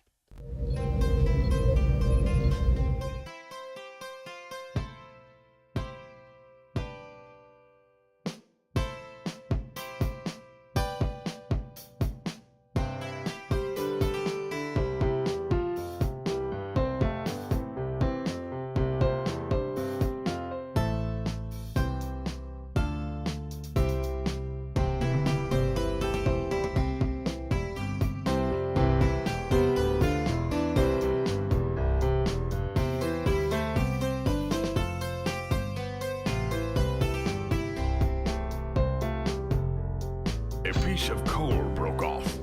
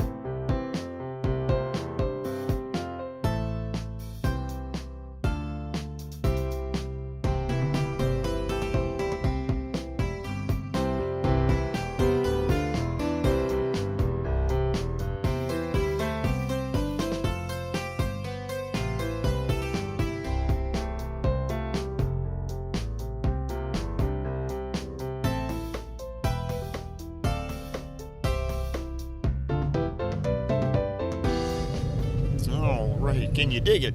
Right, yeah. Oh, Gregor, get some rest, man. Oh, feel better. Yeah, Coffee said the same thing. Feel better. Yeah, this is where Stephen King should pop in and sing, "Baby, can you dig and you dig your bitumen?" Yeah, if I had him say my name, that would be kind of cool, actually. I can't stand that guy. You notice that Leisure Suit Larry Classics have been delisted from Steam. I'd read that it was going to happen, but I didn't know if it was legit. And so I guess if you don't see it there, I haven't looked, so I guess if you don't see it there, it must have been. Thank goodness for GOG. I don't understand why it was delisted. It certainly couldn't because it certainly couldn't be because of the content of Leisure Suit Larry. Because my God, some of the stuff that's on there now. You bought the LSL collection twice, once on GOG and again on Steam. You're a sucker for that series. I don't have it on GOG or Steam, but I do have the disc, the Leisure Suit Larry collection disc. You love the sense of humor of the games. Yeah, if you can get past the subject matter of it. Thank you, Echo. The licensing expired. Oh, well, that may mean it'll come back soon enough, which I think it's owned by Microsoft now, isn't it? Pardon me. Said EA took Codemasters and they are sitting on the IP. Oh, wait, really? I wonder why. Well, I'm glad I have the disc then. There's that. All right. So I've never played the Dig. That's what's up next, as you can see above my head. Well, you can see one of the box covers. I've never played the game. I know very little about it other than Robert Patrick was one of the primary voices. He's Boston Lowe, the main character. If you don't know who Robert Patrick is, he was the T-1000 or T-2000. Yeah, T2, whatever, in Terminator 2. The liquid metal dude. He was also Agent Doggett in the X-Files and many other things. He's actually was a really cool actor, especially in the 90s, early 2000s. Yeah, Agent Doggett. You own this, you've never made much progress. Ooh. Turn off hints, yes. No hints for this one, please. This one is going to be fresh. I will fail miserably many times. And let me get... But yeah, and it's okay. Hint, you dig. You dig.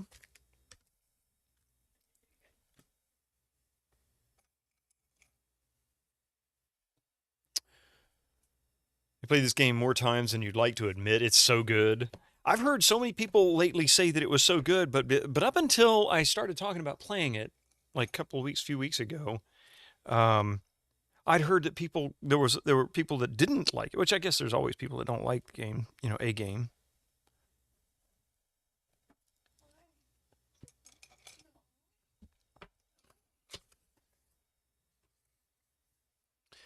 Who knows? We may get a remaster of the Larry Classics. Al Lowe would be in... Al Lowe will dress up and be Leisure Suit Larry, and they'll do an FMV remaster. How about that? Plus, you always used to get him mixed up with Star Trek's Robert Picardo, the real Patrick Stewart. Or the real Picard, and Patrick Stewart equals Robert Patrick. Oh, I get you, yeah. It was a bit of a shock at the time, given its tone. All right, so here we go. I've seen the intro to this, and I watched Fractal My Mic stream this a couple of years ago or 3 years ago or whatever. Not entirely. I've watched bits and pieces of it. He was already on the planet at that point, wandering around, getting lost, and getting stuck. So this should be an interesting experience. Yeah, it's a little more serious in tone. That's what I've heard, Winter Slice. It's good, but it does kind of at the end of it. Borneo, Deep Space Observatory.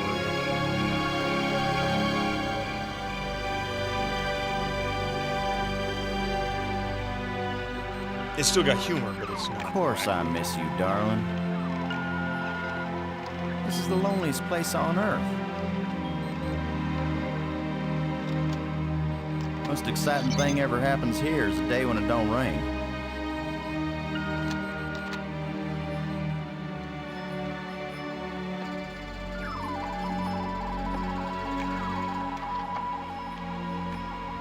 Excuse me, darling, I got some work to do. Who's that?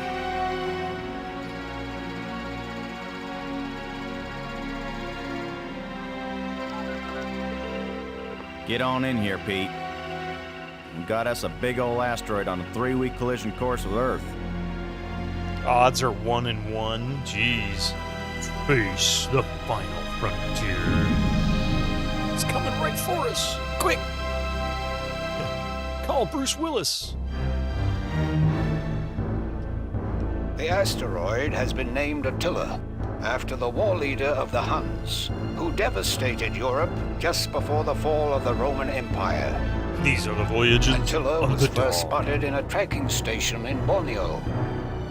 According to NASA sources, the probability of impact with Earth is 99%. 5, 4, ignition, 2, 1.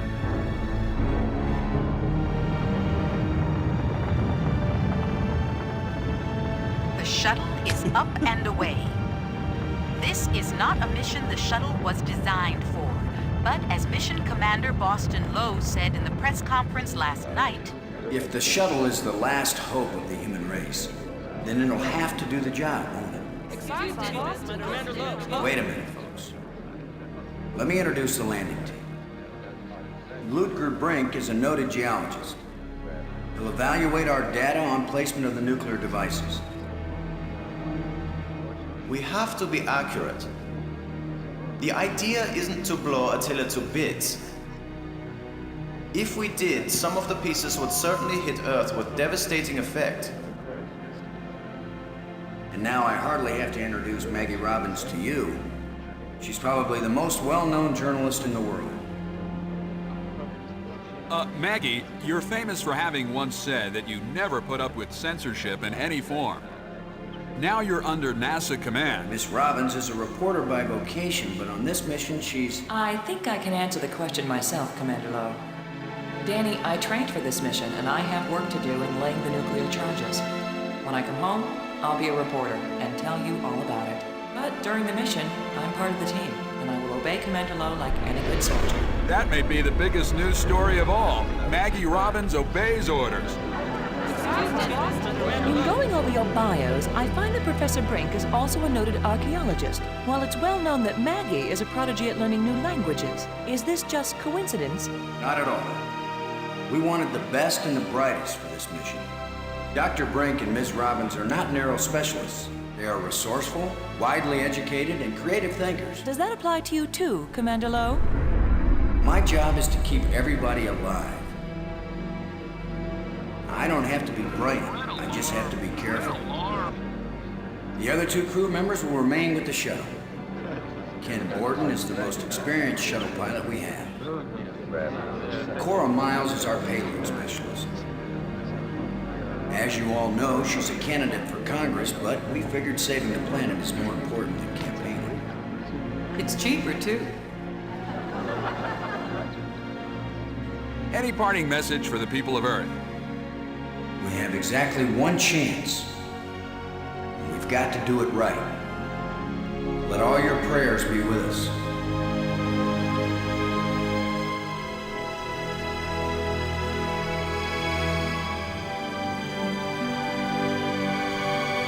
Orson Scott Card.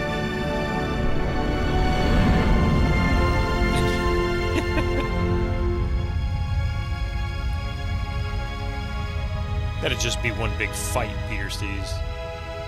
Yeah, based on a concept by Steven Spielberg. That's right.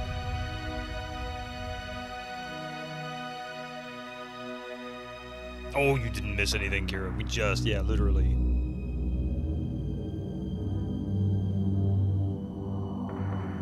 Low here. Come on out, kids. The water's fine. Robbins here, going independent.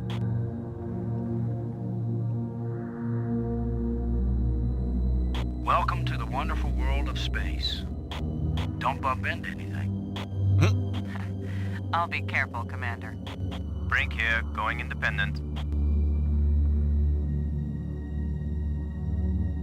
Oh, that's right. I forgot that was a line, wasn't it? Howdy, Brink.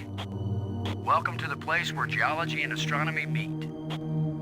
A professor once told me, astronomers are geologists with clean hands and a squint. You going to quote him on that in some magazine, Robbins? I'm just part of the landing team right now, Commander Lowe. Okay. 2 corpses, everything's fine. That's our inventory. So we have examine, pen, ultimate, our arming key, and a flashlight. Asteroid lander, comm.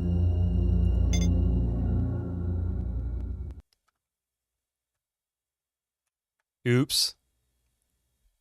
I don't know what I just did. Did I do something bad? Reminds you of an Alien Isolation bit? Something bad gonna happen? I created a new crater on the asteroid. Fuel tank destroyed. Lost 200. Oh no! Lander destroyed. What? Did I just fail? Did I do a King's Quest fall off the steps? Maggie's high score.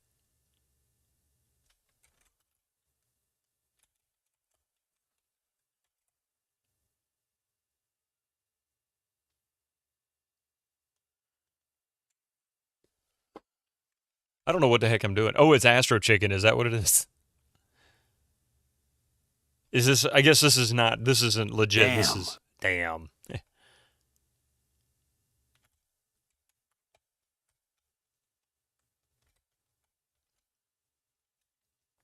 I don't understand why it's not doing it. How the heck do I get out of this?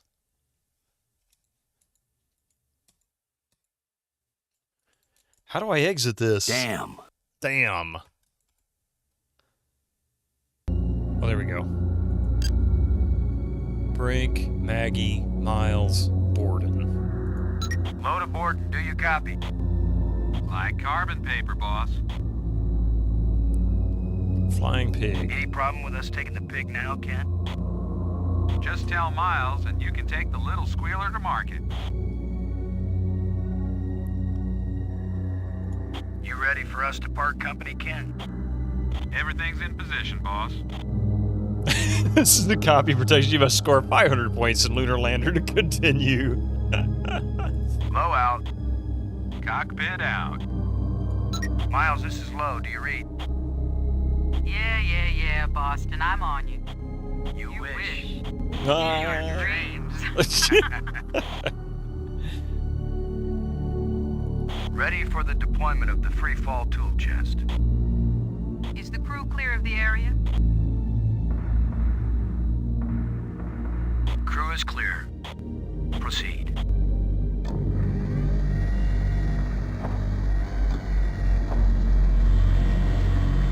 And she got depression afterwards. Couldn't get him.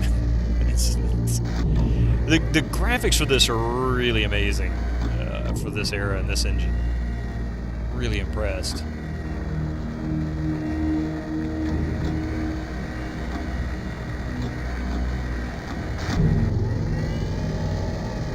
I like how they're in space and you Everything can hear fine with the pig, Cora? you can hear the sound of that arm. You just be good to my baby.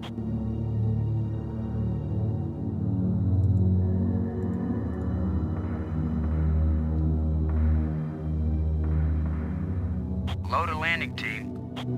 I'm taking the pig down to the surface. Follow me. You be good to my baby, Boston. You hear me? We'll be back soon, Cora. Try not to miss me too much. Blow out.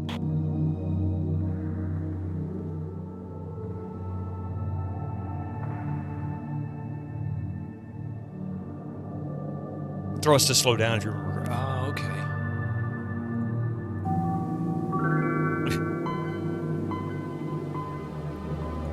Robbins, this is Low. Do you read?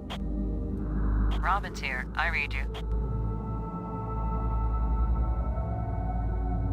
What do you think of our archaeologist, Brink? I think he's right I'm there. very impressed with his experience. I have not, Drew Head of the Stew. U.S. Geological Survey team could map the surface of Venus. We'll be taking a close look at the asteroid to make certain the detonation points they've chosen are suitable. Yeah, I agree with you, Lost Wolf. It's really good. Have you looked up at the Earth yet, Robbins? Oh, is that big blue thing the Earth? For the moment, soon it'll be a big fireball if you don't do something with this flying I'll pig. bet you make the pig the hero of the story, Robbins. So far, it has the most attractive personality. I was making a joke, Robin. I know, Commander. So was I. You, yeah, he seemed to enjoy this game. Kind of strange thinking of nuclear explosives as precision instruments, isn't it? I think it's a nice change, compared to thinking of them as weapons. Oh, I see. That's your story angle. Nukes to save the world instead of destroy it. I mean, you know. That's way too long to be the headline, Commander. How More given likely it'll be Nukes Save World. Or maybe Nukes Blast Attila off course. I thought it would be space aliens plot to abduct astronauts, destroy Earth with giant rock. Apparently my career is amusing to you, Commander. Why is it I can tease everybody on this crew except you? Because they know you like them, Commander. I like you, Robbins. No, you don't. No, you don't. Getting anything juicy for your first article? I'm not writing my article right now, Commander Lowe. You know, the dig gets a lot of flack, but you really liked it. Even has some pretty obtuse puzzles, but the combination of mystery, exploration, and sci-fi is great. Yeah, it's what I was always a Spielberg fan, so I was really excited to play this. Low out. When it came out, and I never did. Frank, this is Low. Do you read? I read you, Low. What is it? I have Echo. I've heard people complain about it, but I think it's mostly because they just didn't like the puzzles and didn't understand it. What do you think of our star reporter? Very unorthodox, bringing a reporter on a space mission. But she is very capable, and she writes interesting stories. Turboprops are crazy loud. One is flying over right now. Yeah, if it's low enough, they seem to be. We get those here occasionally. Keep an eye on the pig, okay? Don't want it drifting off into space. I travel all this way, and I end up as a swineherder. I actually really like Grim Fandango, and people give that one flack. The explosive charges haven't been bumped or anything, have they, Brink? Alpha Charge and Beta Charge are both doing fine, Commander. Wow. Happy to set foot on a new world, Brink? Attila is a very old world, Commander. It is merely new to us. Are you getting a good look at the asteroid, Brink? I have hardly looked at anything else, Commander. Yeah, I really thought of... Grim Fandango had a great sense of humor. Low out.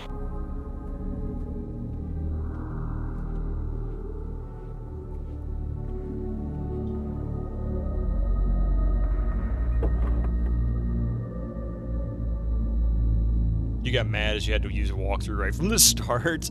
I don't blame you, and there's never anything wrong with... There's never anything wrong with having to use a walkthrough in a game. If you're stuck, you're stuck.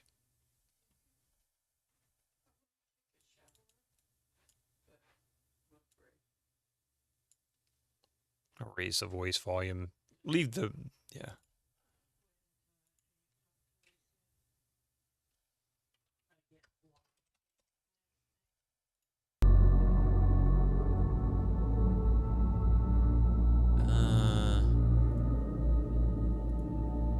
Oh, I see. Wait.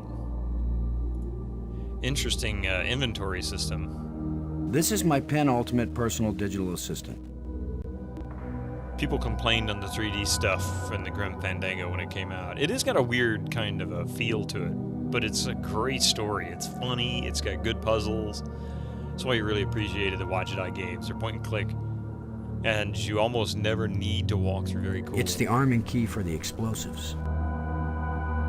Standard issue flashlight. People, but yeah, seriously though, it's kind of a thing for me, Dallas. It's one of those where a lot of games can be fun but difficult, like Discworld. If you've never played Discworld, I'm going to go ahead and tell you, you won't finish that game without a walkthrough. I mean, the odds are so deeply against you that it would drive you bonkers. you've got Discworld, it's impossible. Yeah, but if you play it and you just play it for the story and use the walkthrough and listen to the dialogue and read the jokes and see how the puzzles play out, it is so worth it just to use the walkthrough and play the game. It is so fun. That's why UHS is such a great thing to use as a walkthrough, yeah. Okay, so what are we supposed to do here? Robbins, this is Lowe. Do you read? This is Robbins. Lowe out.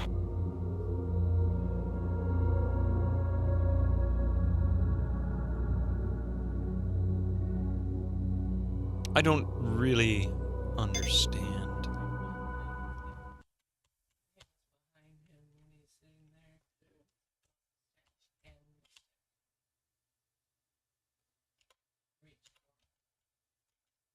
Oh, I see. This has become Not my fault. The buttons were sticky. Ah, the buttons were sticky.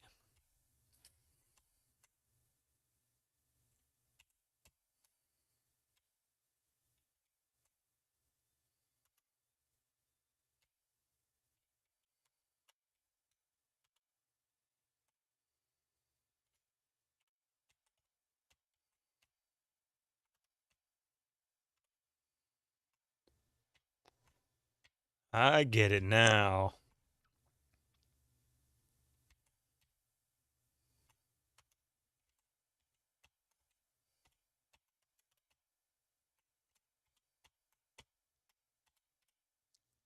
Oh, I thought I got it that time. You think some of the older Infocom games... NASA simulators are easier. This has become your place for advice. For folks who want to play an old adventure game, too. Yeah, just use a walkthrough. I mean, there's nothing wrong with it. There's never anything wrong. There's no shame in a walkthrough.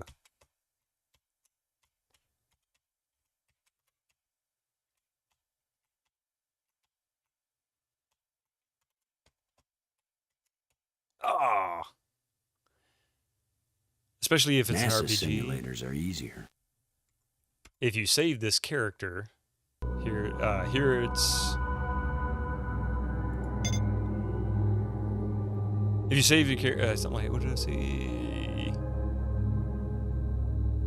It'll be abducted by aliens in Chapter 4. If you can't move right from the start, that's a good hint for a walkthrough. I recall as a kid being stuck in goblins.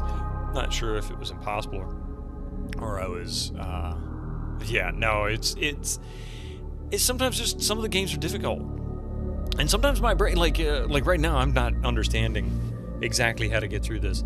First time you heard Alan Parsons Project was while playing. Oh, really? You'd never heard Eye in the Sky?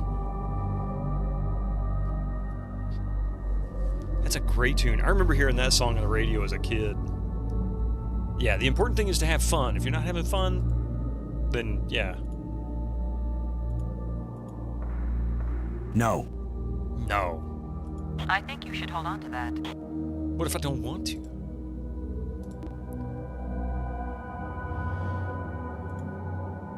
Yeah, I wouldn't want to be like you. Alright, so let's see if we can talk to these. Low to Brink. Come in, Brink. Brink here. Yeah, we've already talked to Brink. Low out.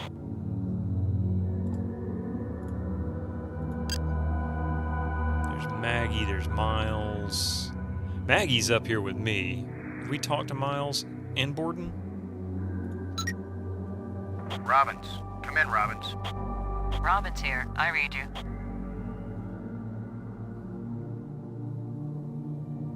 Low out.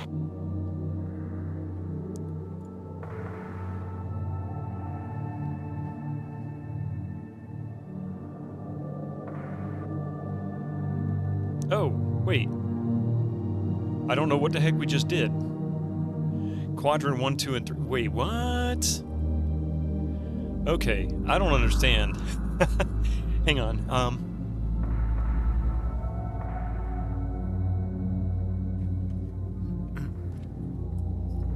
Might be wise if I get the manual, so.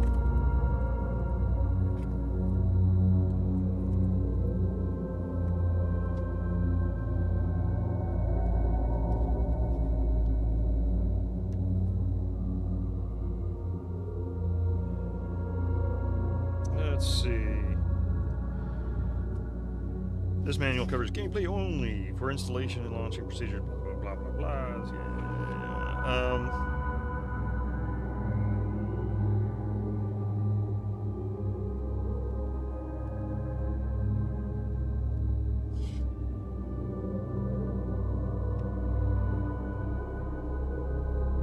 The story opens an introductory cutscene. The space shuttle Atlantis approaches its orbit around Attila. The astronauts then leave the shuttle to begin their mission. We already got that. These non-interactive cutscenes, short animated sequences, can provide clues and information about the characters. Cutscenes show special sequences such as the removal of the toolkit from the shuttle. When you view a cutscene, you do not direct the action. When the astronauts have left the shuttle, a crosshair-like cursor will appear on the screen. This means you are ready to begin directing actions of Commander Lowe, your player character. So really, there isn't much information about the game in the manual. It's kind of sad. All right, so let's see.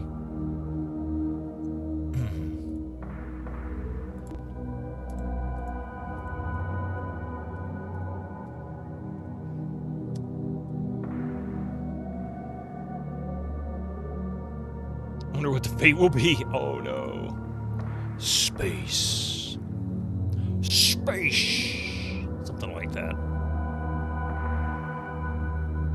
So quadrant 4, quadrant 3, quadrant 1. I knew you were going to do that. It was why I did that. All right, so quadrant 1, quadrant. What is the difference between the quadrants? I think quadrant 1 was where the pig is. Yeah, some dude in a hat will decide its fate, right?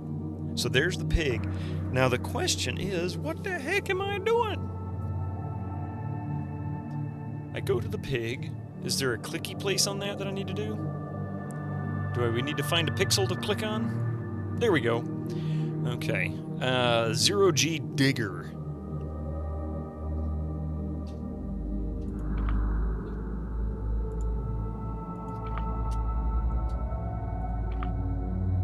I see. Okay, so the pig is just a storage unit.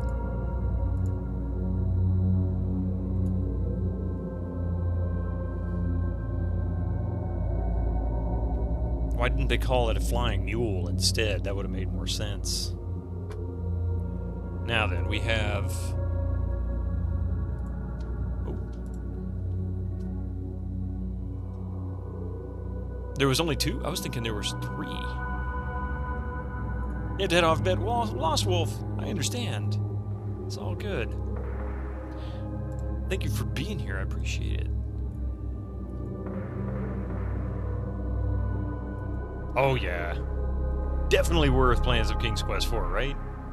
A nuclear explosive that will save the world. How ironic. How ironic. Please be sure to put that in the right location. What is the right location?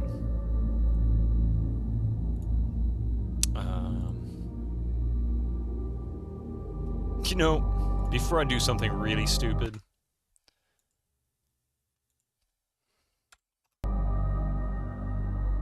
Good luck with the dig. I'm gonna need it. Armageddon basically ripped this off. I mean, ultimately, yeah. It kind of makes you wonder, doesn't it? But this isn't the first time there was a movie or a story about an asteroid destroying Earth, you know? And then, of course, other movies have ripped that off, too. So Armageddon wasn't even the most, I guess. Alright, I'm not sure how the heck...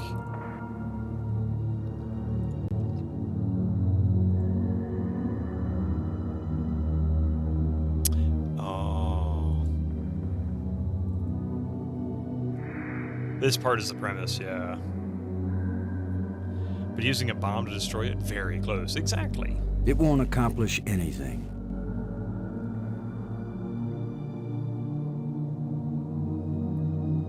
It won't accomplish anything. I can't use these two things together. I can just see, It won't do anything. It won't dig.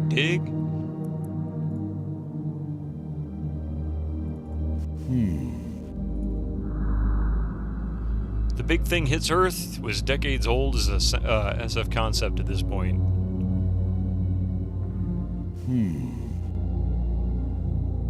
I wouldn't be surprised if there wasn't like some Aztec or Egyptian story about large objects blowing up Earth or hitting the planet. Point and click space logic. Shovel and pickaxe make T for TNT and it all blows up. How you doing, Bum Rocky?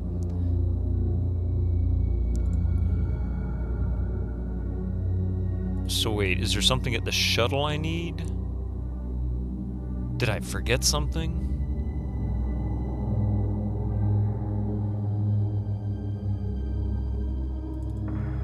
I guess not.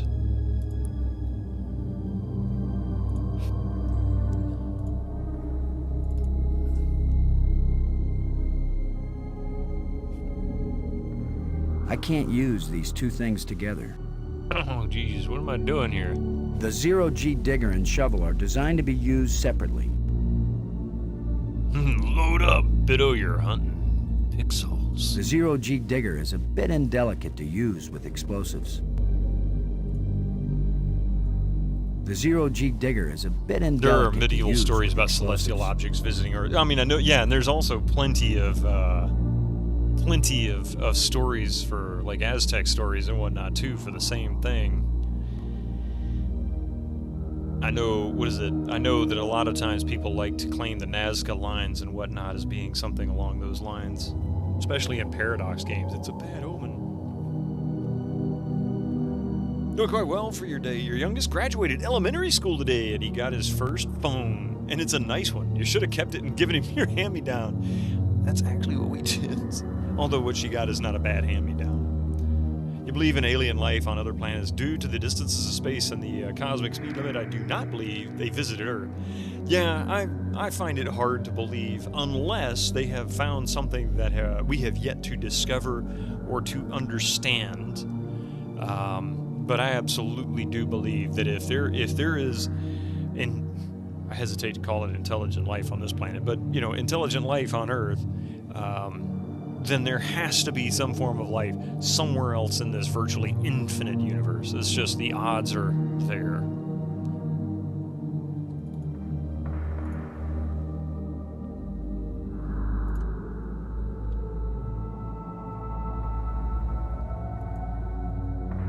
See, How much did that thing cost the taxpayers? or not, yeah, Incan, not Aztec. Sorry, I didn't mean to make that mistake, but yeah. Mathematically speaking, though, we've got quite a head start. Much more elegant than the shovel, and more useful in Could be an space. autonomous probe. Yeah, I mean, that's actually quite unlikely. Yeah, the odds are definitely not in our favor for that to have happened. But yeah, T-Pad, you made a good point. It's one of those where I sit here and I think to myself, we've got Voyager 1 and 2 that have left our solar system. And they're just traveling through cold space. And, you know, it's like, eventually they're going to pass another planet in some other location. It could be 100 years, 1,000 years, 1,000,000 years. Will they be functional at that point? I don't know, but it doesn't really matter, because what does matter is if it happens to pass by another, some kind of intelligent life that can actually get into space, at least in orbit, and they seem to see, and they find this thing. Could you imagine what it'd be? I mean, imagine we found something floating through space that we were like, no, there's no way it was made naturally. Like, that's clearly intelligently designed. That would be that would be cooler than actually seeing the life on another planet, in my opinion. You just won't believe how vastly, hugely, mind-boggling big it is, yeah. It's not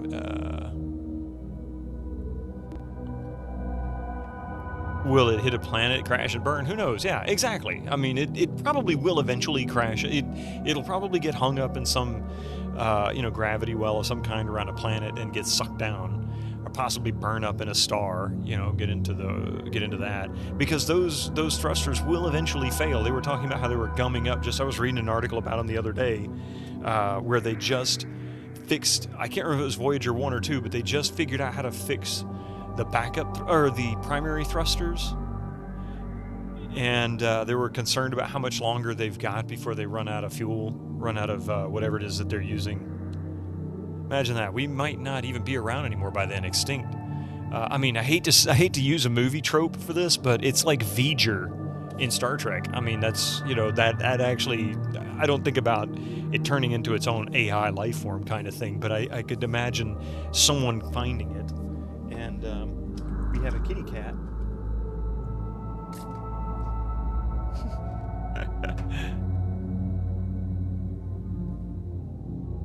All right, so what am I trying to do here? I know I'm supposed to somehow do something.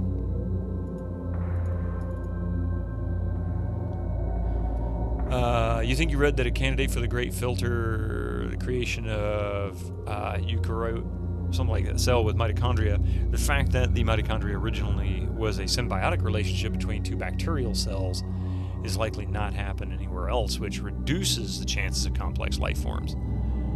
I don't know what you're talking about, but I'll just take it take your word on that. You're actually imagining Picard as flute now. Thanks for putting that song in my ear again. Now I'll be humming it for hours. I didn't even think about that, but my God, that song. And then he learned how to play it, and of course he continues to play the flute periodically throughout the series and through the films. I don't know what the heck I'm supposed to do. It's like I can go to these scenes, but there's nothing I can do with them. Oh, boulder. There's a boulder there. Okay. There's a big rock right where I need to plant the nuke.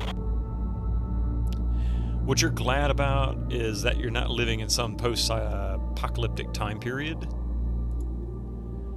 Or have to worry about being the last human alive or anything like that. Hopefully, nothing dangerous happens in the next 100 years. Let's see, I guess the odds are there. Guess what, boys and girls? Using the zero-G digger on this boulder is gonna work just as well as trying to move a sand dune with a teaspoon. Ha! Well, how about we use a teaspoon? Better think of something else. Better find out what mission control suggests. Mission control? I'm not calling Houston until I'm sure there's nothing we can do. Just think for a minute. Just think for a minute. Okay. Cora, Ken, I'm jamming the shovel in under the boulder, then using maximum down thrust to pry it up. Does that sound workable? Well, I'm a little short on data about the tensile strength of shovel handles in 0G under maximum thrust conditions. In other words, who knows? It might work. You only got one shovel. Be careful. If the handle breaks, maximum down thrust will smash you right into Attila. You know the saying, whether the stone hits the glass or the glass hits the stone, it ain't gonna hurt the stone. Thanks for the encouragement, Ken. Never heard that Frank, phrase. if this actually works, the boulder's going to come flying straight at you. Better fly clear. Thanks for the warning.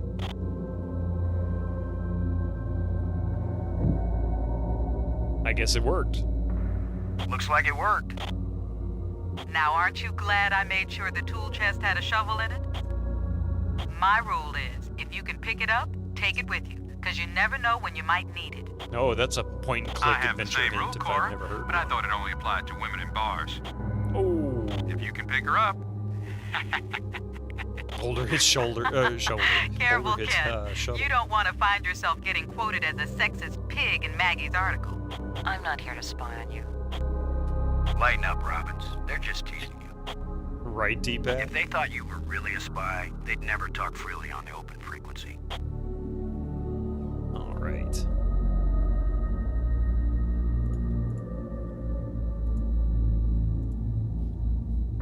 No need. The target's ready for the explosive charge. Okay. Placing charge 1 on target site. Negative, boss. It's beta charge that goes there in quadrant 3. I hear you, Ken. I hear you. We rehearsed this thing 100 times, and I still managed to blow it. So That's why why is... you still need us up here, Hero Man. That would have been a catastrophic error, Commander Lowe. I noticed you didn't catch the mistake either, Brink.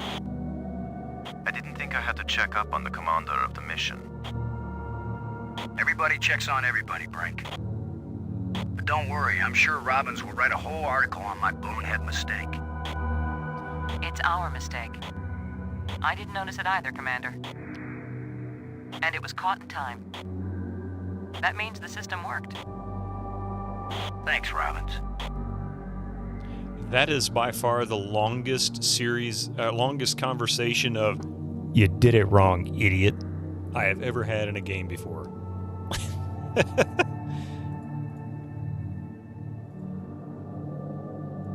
Shuttle, this is low. Now placing the explosive on the face of the asteroid in Quadrant 3. Acknowledged. Could you give me a hand with this, Brink? Of course, Commander.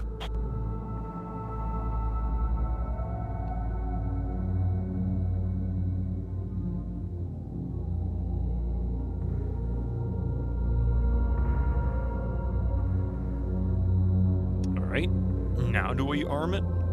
Or is it going to blow me up? Look at the pretty red light, boys and girls.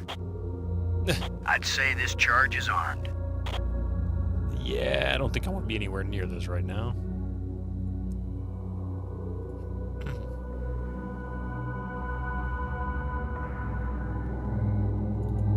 So... Aha.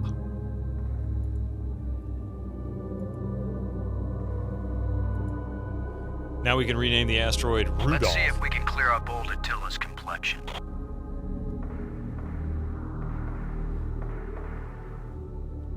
The line must be drawn here. Nice and smooth now.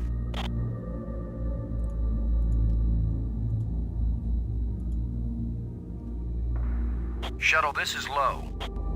We're placing the explosive in Quadrant 2. Low, this is high. Acknowledged. I need another hand here, Brink. I'll be right there, Commander Lowe.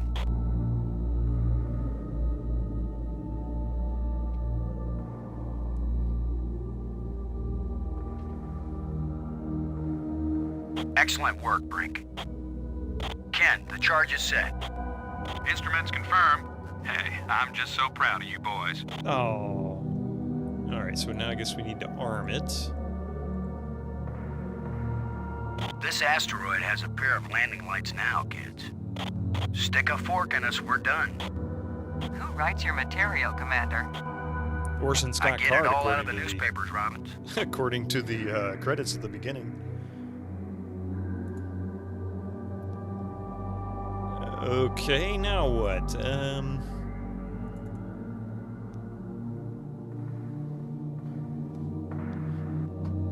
The same person who writes yours.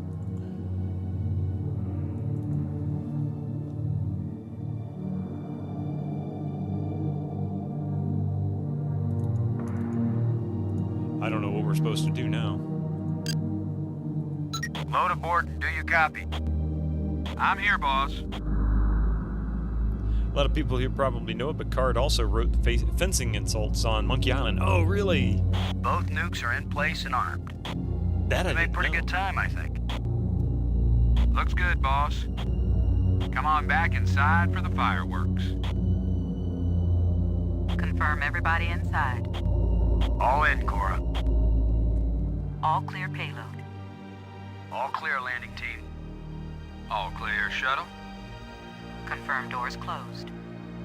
Doors closed.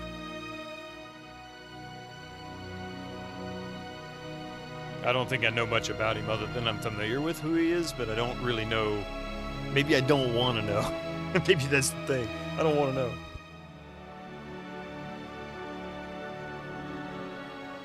Back in the day, you thought these cutscenes were ultra-realistic. It's still really cool. The only thing that's keeping it from looking far more realistic is the fact that it's only like, that it's at a low resolution, maybe 480p. Houston gives us the go-ahead. Say when, boss. Do it. Do it. Now let's see, is it the big green triangle or the little red circle? Shut up and push, Ken. Oh, gotcha.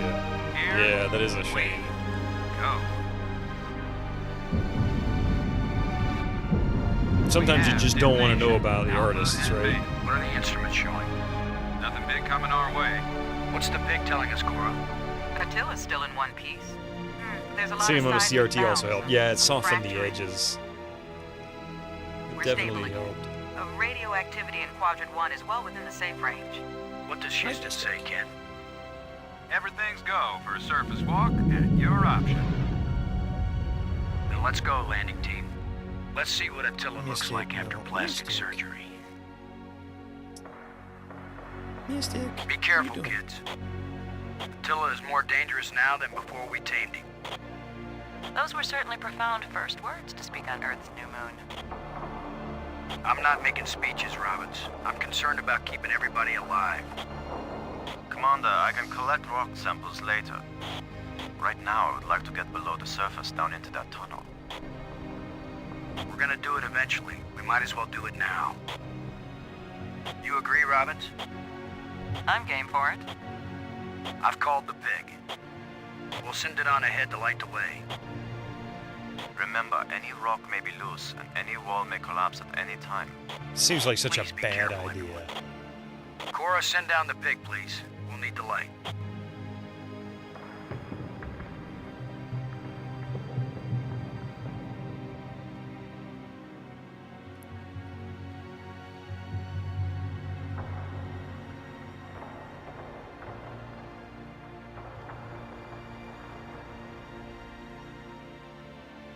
CRT trivia: in Zelda Link to the Past, Link has pink hair, but the green cap and shirt blended with the pink to make it look brown on the CRT.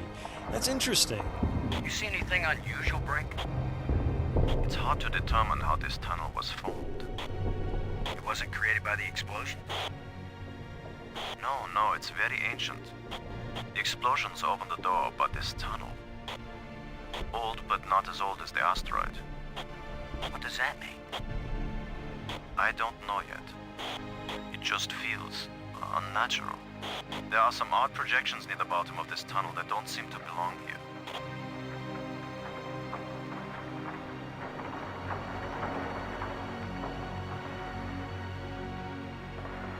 I think you're right, Brink.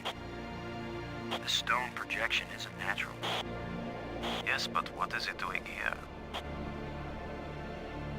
That's a good question. It's just an odd projection. What about that one?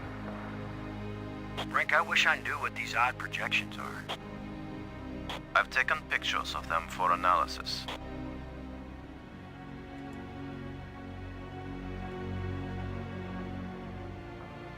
I can't use these two things together. It sounds so weird to hear him go from the walkie-talkie kind of, radio voice to the clear, I'm right there in the microphone.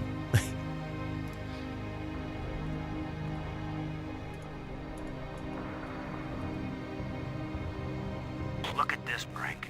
This can't be natural.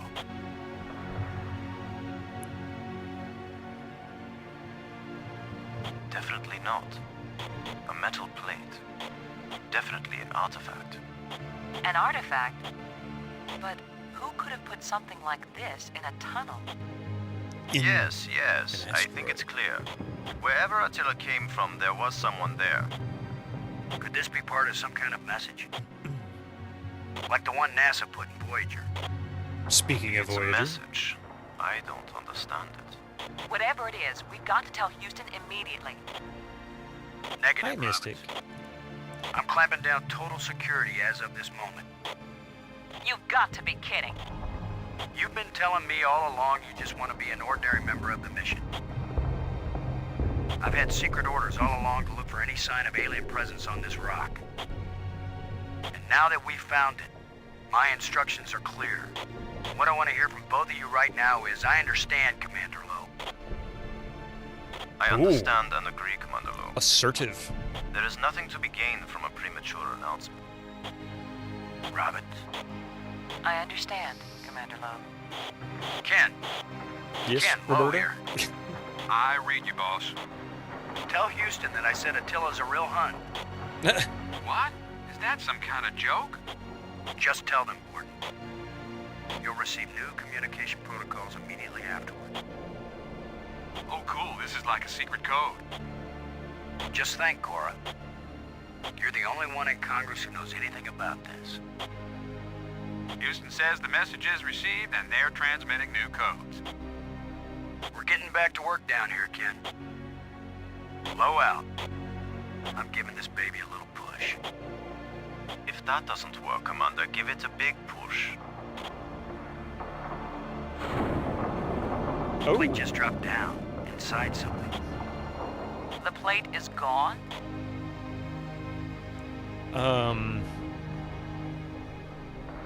It's a small, dark opening.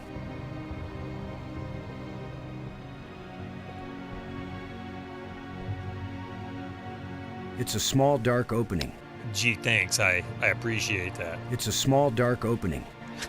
It is very cool, Drew Stew. I'm slowly starting to get grip on what the game wants me to do. Let me guess. It's a small, dark opening. It's a small, dark opening. I'd never have guessed.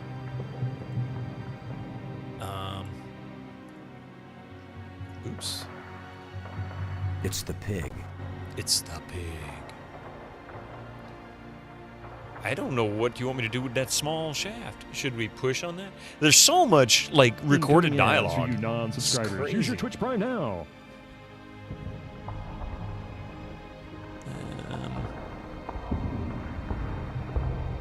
Oh wait, another odd projection, huh? Always put something Frank, in I wish I knew what these odd projections are. I've taken pictures of them for analysis. Thank you. Thank you for taking pictures for analysis. Are you stupid? This is a small, dark opening. Huge difference. There you go. It's the pig.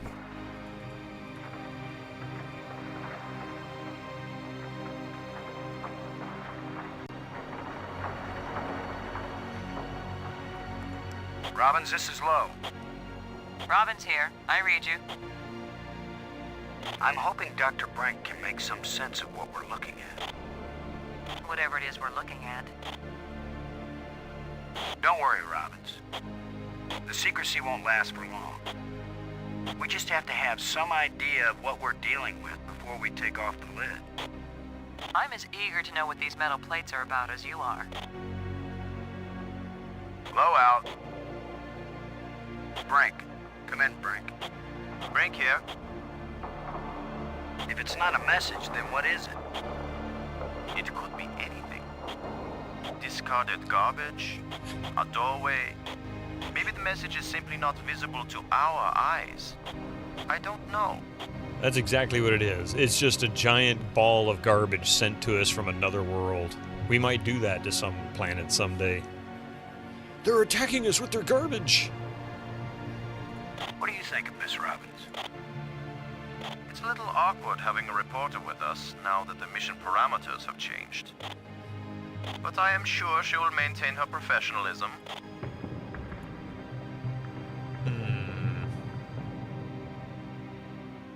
Okay. If it's not a message, then what is it? Oh, I already asked him that. It could be anything. Discarded garbage, a doorway. Maybe the message is simply not visible to our eyes. I don't know. Getting a ball of high-tech alien garbage delivery would be pretty handy. I mean, I know archaeologists love finding refuse pits, you know, ancient garbage pits and, outhouses, so to speak. It tells them a whole lot about the civilization.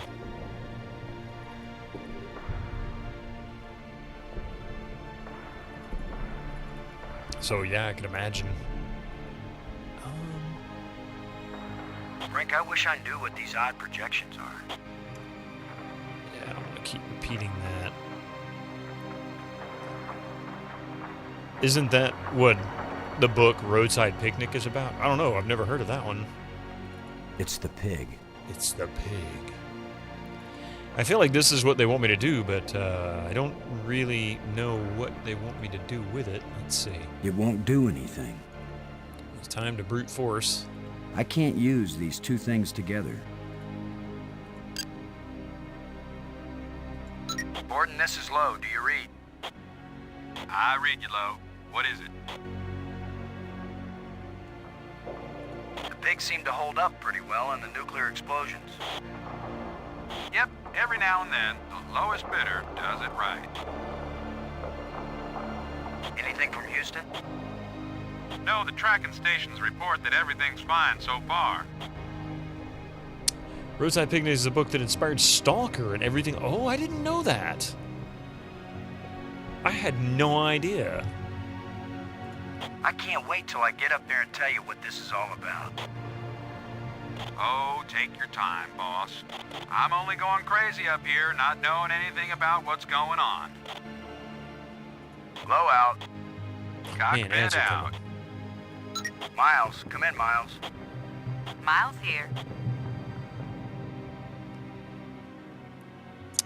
Cora, did you ever pass notes in class? All the time, Boston. I feel like somebody's passed me a note, only I don't know how to read it. All right. Well, we got ads. Blow out. We got ads coming here in just a minute. Last set of Incoming ads for the ads to night. you non-subscribers. Use your Twitch Prime now. And let's see. We'll just pause it here for just a moment. We'll be right back.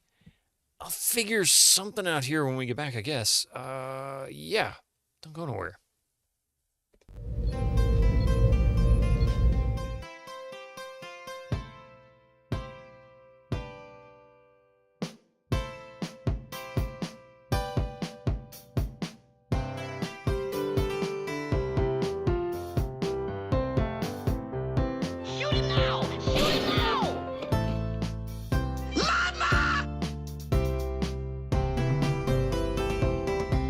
Oh, no!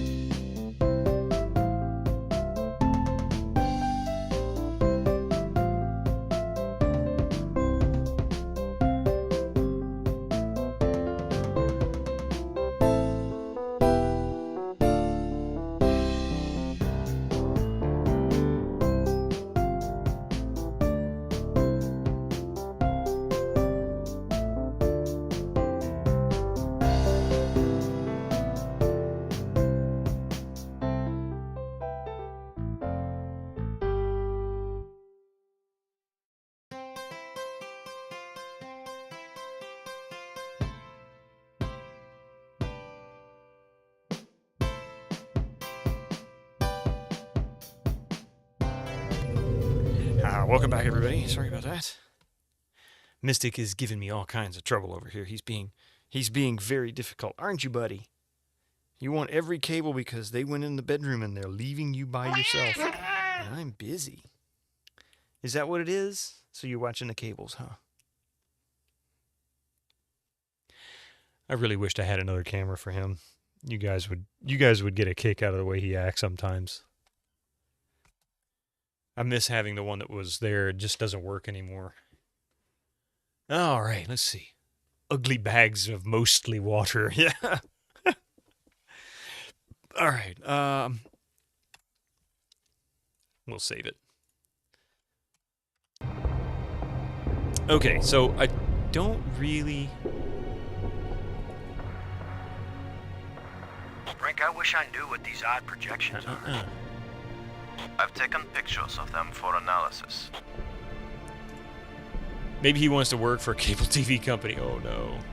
There's no way to get leverage with this thing. I can't use these two things together.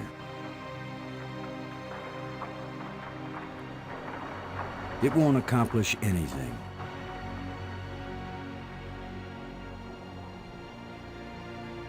I may be criticized for it later, but I'm gonna dig out one of these odd projections. It's your decision, Commander.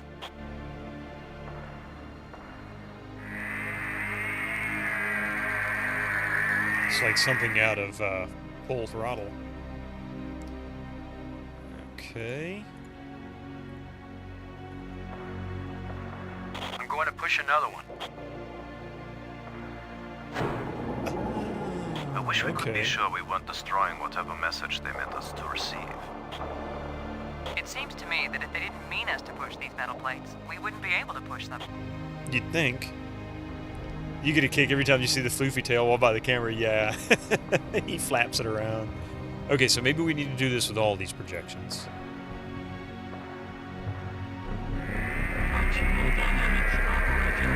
It's another metal plate. I wish there was some sort of inscription. Go ahead and do this one, and then I'll go and push the other. We're 3 for 3 here, folks. I've heard of putting a message in a bottle, but never in a big rock.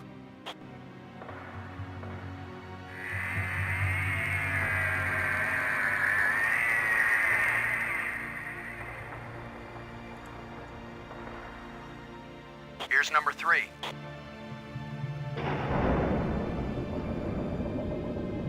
It disappeared too.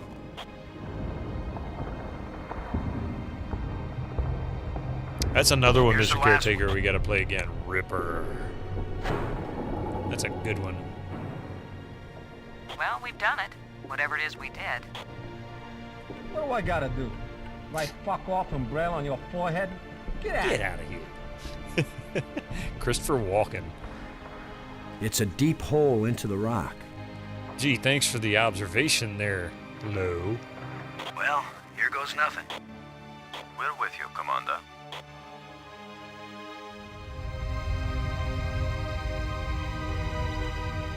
Nope, stop talking, go to jail. Look, we're flying into a kite.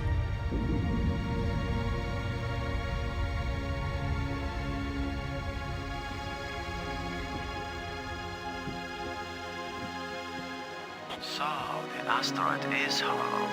Time to update Houston. Low to shuttle. Static. Must be all this rock. We're cut off. Should we go back outside and call them? I would. Nah, they can sit tight for a few more minutes while we poke around.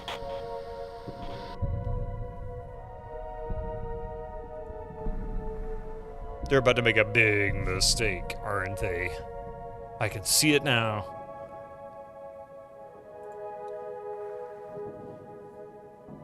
Square indentions?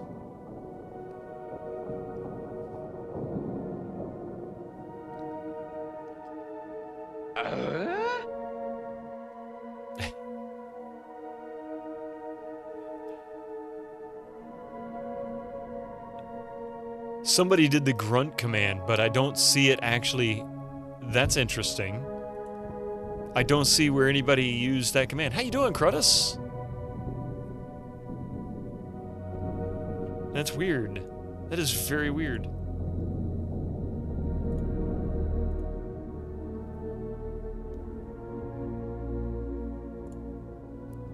Fantastic day. Oh, that is yours, isn't it? Oh, wait a minute.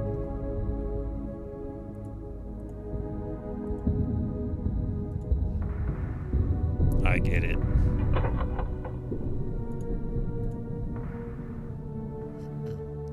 It's the ghost of Tim Allen. He isn't a ghost yet.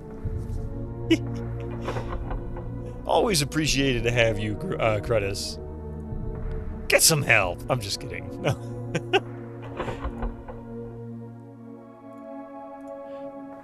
Oh, nope. There we go. All right. So, Get some help! Let's see. These plates probably fit together, but how? That's the point. We're going to try and figure that out. These plates probably fit together. These plates probably... There we go. Okay. He's Santa Claus. That's ghosted up. Well, yeah, I guess in a way, huh?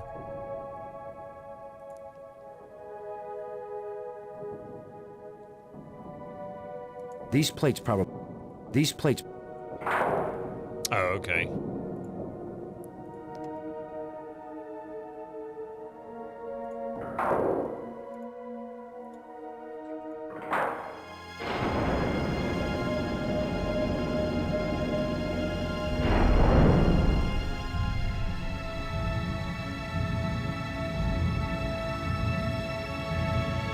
What's happening? Unmoving. Uh-oh. You done did it. Quick, call Mulder. Oh, wait. You're still looking for it.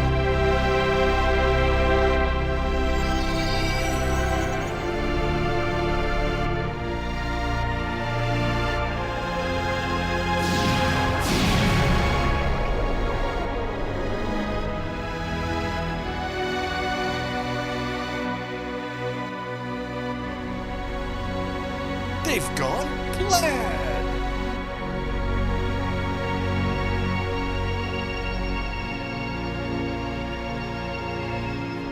Wait, what? They've already traveled to another planet?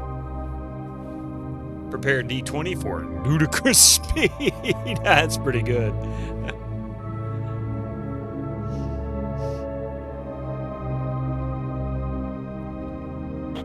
Like someone turned me inside out twice. It's a little difficult to move now. That's because we've got gravity. Just don't Planet-type roll. gravity. We're not inside the asteroid anymore. And the pressure is equalized. There's an atmosphere. Can we breathe it? Our suits are checking that automatically. Here we are. Yes, it's at least as breathable as the air in LA. So not very Of course, breathable. there's always the danger of airborne infectious agents. Hey, the Flammy, welcome in. I don't think so. Alien microbes should be no threat to us. They have not evolved to make use of our cell structures. The oxygen in our suits won't last long anyway. I say we take them off and save the remaining oxygen for the return trip. If there is a return trip.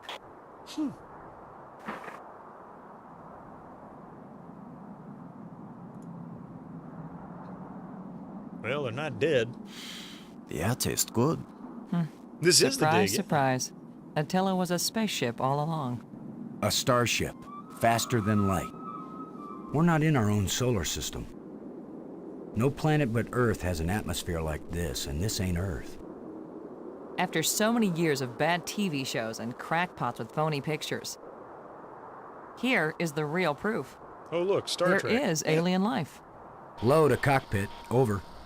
Low to payload, over. Yeah, I'd say we're out of range. I don't think Way they out have of cell range. service out here, buddy. It's I don't Texas, see any yeah. aliens coming to greet us.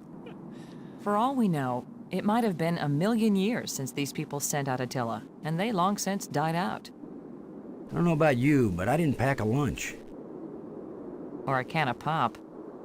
Well, we might as well look around and learn what we can about this place. We might be here a while. I mean, even if they found water on that planet, what would be the odds it would be remotely drinkable? Food, on the other hand, should be non-existent. Do you imagine eating food from an alien planet? How would it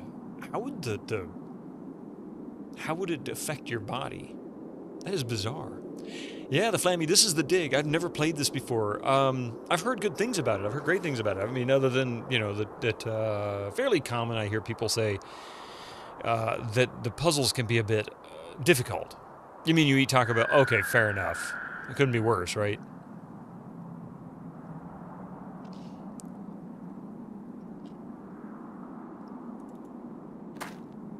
I guess this isn't a natural geological formation, right, Brink?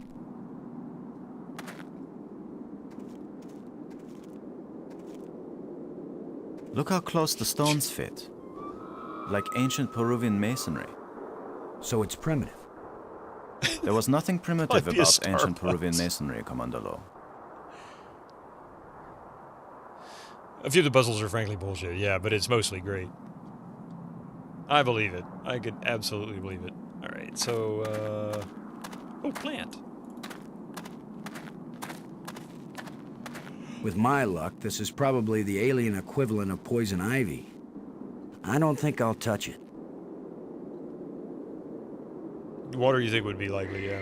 You don't know unless the water has heavy metal contamination, which it might well, yeah, very well might. You don't see it being yeah, if it could be pure enough, I guess it would make sense, but you know, let's see. You thought the puzzles were great, but that's all you're saying about it, yeah. If there was water of any kind, you can boil it and condense the distillation. It won't taste good, but it'll keep you alive. For some reason, I thought there was no life on the planet. Where are you going, Lowe? I was gonna check for water. Oh, good question. Or some way out of here. I think we should remain together. Well, then come with me. Fine. Follow me. This like, is no longer a space expedition, Lowe. This is an archaeological dig. Therefore, I am the obvious leader. Fine. Whenever we need to dig something up, you can use the shovel. Ha! In the meantime, our first business is to survive. Our second task is to get home. We need to work together, and I'm still the commander of this mission. Yeah, you don't know any more about surviving on an alien world than I do. Boston is right, Ludger. He's the one with experience in survival, and we need someone in command. This is no time for a foolish power struggle. Yeah, really. All right, I agree. For now. For now. Of course. Okay. Well, we'll go to the first question mark. Gregor, 9! Not just plants, but creatures, too. There's a rat. I'm not an archaeologist, but these look like bones to me. But they are not lying where the animal died. They were placed here. Markers. And music. Best guess. And now a home for those rat-like things. Welcome in, Hashkov. How you doing?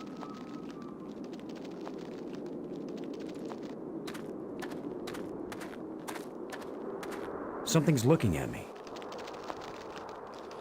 The likelihood of digestible carbohydrates might be the best chance. Then again, loose amino acids might be even more abundant, though probably not in any ratio suitable for continuous human survival. Fatty acids is likely to be the rarest form of energy available by pure chance. Yeah, I'm sitting here thinking to myself, most everything that we eat on this planet, you know, everything goes back to a core beginning, right? As far as like life on this planet. So we kind of have some sort of a tie, I guess, to most life.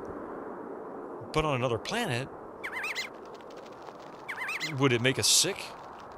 You know, could it, I mean, what could it do to you? I'm sitting here thinking, like, all these scenarios. You eat it and it melts your body from the inside, or, you know, it causes serious poison reaction, which would probably be more likely, I guess, some kind of a bad digestive.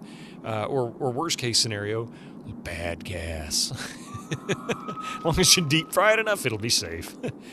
Yes, welcome in, Houseguard. Graves. Time to dig. You know, that's a good point. Let's see.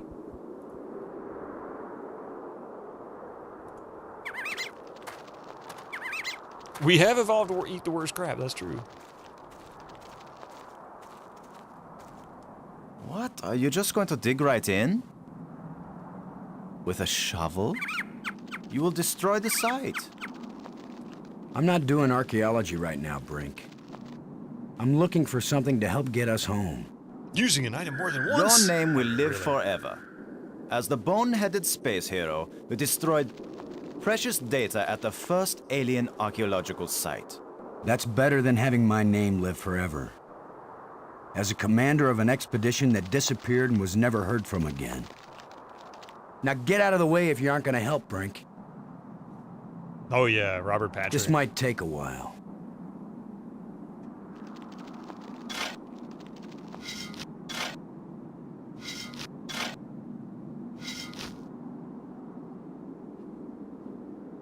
What a fine accomplishment, Commander. Now we have a pile of meaningless dirt and bones. Maybe not. You never know when an alien bone will prove useful. Well, you know, what's the difference between archaeology and grave robbing? Oh, about 500 years. I mean, you're digging up graves, you're digging up all kinds of stuff. I mean, really. Whatever creature these bones used to be, I don't think we've got anything like it on Earth. A jawbone. Can we pick it up? I mean, we dug this up. Obviously, the game wants me to get something. What do you think? Was this the skull of a sentient being? Or a pet? Or a pet. Or a beast of burden?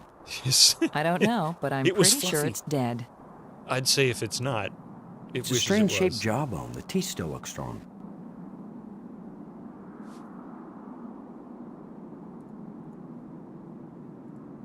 Oops. Whatever creature these bones used to be, I don't think we've got anything like it on Earth. I'll never be your beast of burden. Okay, Mick Jagger. Ooh, tusk. Hey, this is light, but it feels as strong as steel. Oh, well, that'll come in useful then. Bones? Yes, Captain.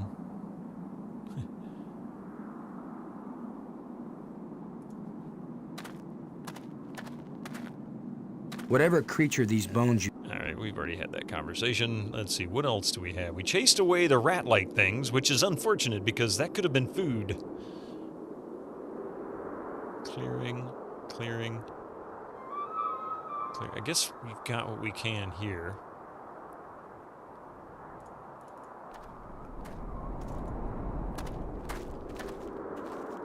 Do you think you could climb this slope? No use. It doesn't go up all the way to the top. The engravings on this wall, are they writing or decoration? That's a good question. You're asking us? Alien rats? When did you eat alien rats?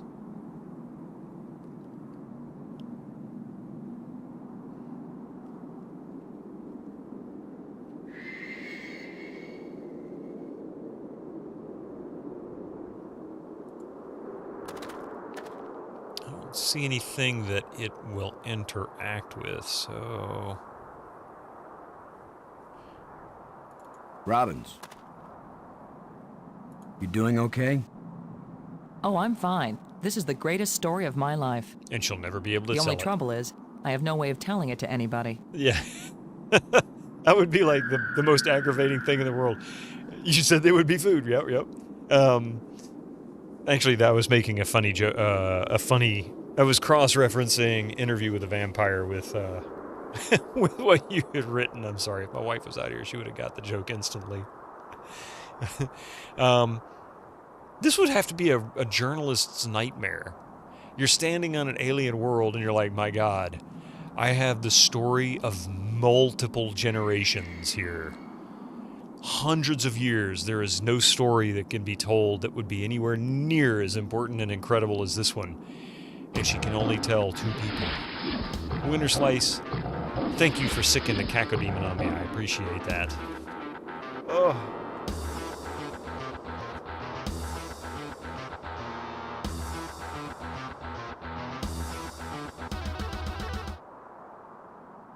Thank you, Echo. I needed it. man. Ha! Good Caco. All right. This place is as desolate as the Midwest. Almost as desolate as the Midwest. Baldwig time. Brink. How are you doing, Brink? You mean apart from being trapped on an alien planet with no idea of how to get back? He's very This is a pretty desolate place. Whoever once lived here, I think they are long since gone. So much dust. Undisturbed except by our own feet. Well, maybe they just fired their cleaning crew. Thanks.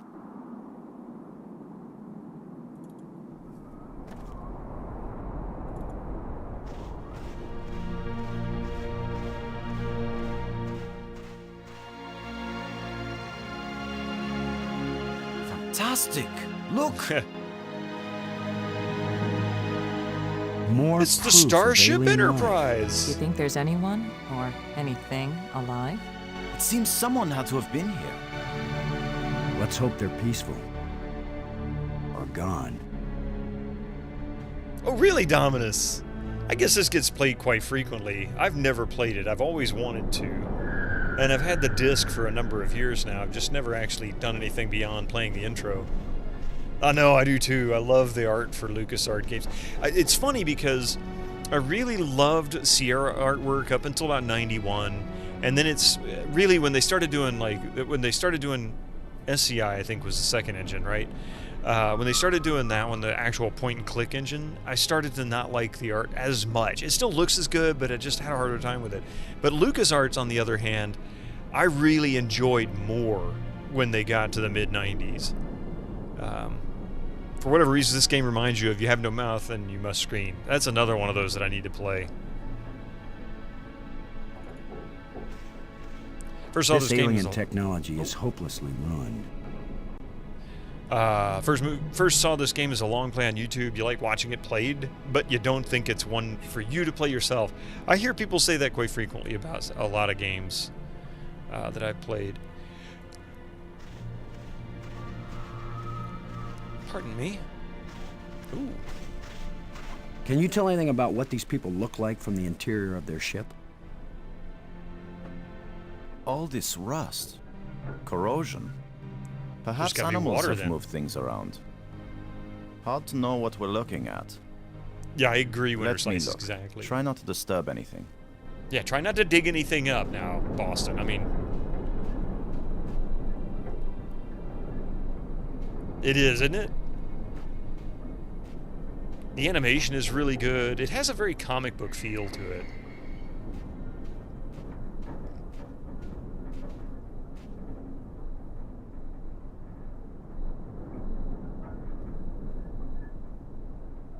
I guess he's done. I only have it because of this.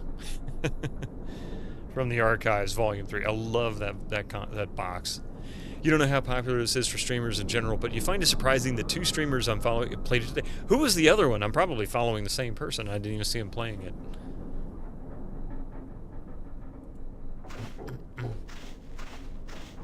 We might need this wire later. I'm gonna see if I can pull it down. First, shouldn't you turn the power off at the breaker box? Ha. That was a joke, Lo. Oh, yeah. Ha. Stand back in case something comes down on our heads.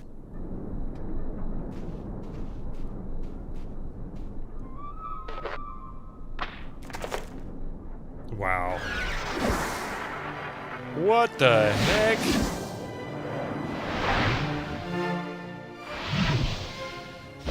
Look at it. It's beautiful. What the heck just happened? Interesting. Shadrock. I don't know Changing that. shapes, mathematical progressions of ever more complex polyhedrons. Next time I suggest pulling a wire. No, I'm glad you did. What could that have been? Not a random electrical discharge. Maybe it's a kind of computer display. Maybe to the aliens who piloted this ship it conveyed some meaningful information. But to me, it means absolutely nothing. Let's see here. I'm gonna go... Oh, no problem. I'd rather you get it right than me guess. Let's see...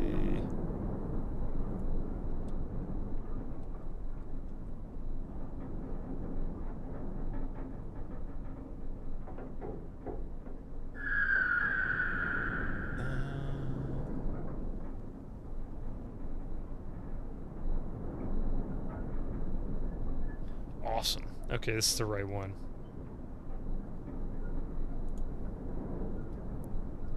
I gave him a follow. I figure I should give him a check. I should check him out sometime. It still might be useful. Ancient alien wires. What is this? Engraved rod. Did any of you see? Was this here before that thing appeared? Of course it was. Do you think an electrical field can carry a solid object? Those movements are so fluid. I agree with you. It seems like they might have more frames than earlier LucasArts games. Definitely more so than Sierra does. I don't know about by this point. I'd have to really kind of look around. Oh, wait. Chest. There's a chest here. Oh, there it is. Well, I don't see any treasure, but there is something in here. When we get back, the engineers are going to have a field day trying to figure out how this worked. I mean, a field day with the wire alone. Could you imagine taking back an alien technology, just a wire from a spaceship like this? Be like, look, I know it's just a wire, but this is really cool. This was made by some other, intelligent being on another planet, possibly hundreds, millions, or years ago, whatever. This is definitely the blueprint for Full Throttle style. Yeah, I agree. Some kind of device. I have no clue what it might be for. This wire isn't metal. A transparent fiber cable. Silicone, probably. So some I'm kind of betting fiber it carried optic. data. Not like that was new to us, even in the 90s. I think that got invented in like 68 or 69 or something. It's a rod. Engraved. 5 geometric shapes. I knew they were close. They came, when did this Archives come out? I think this came out like late 90s. The Archives box, not the games.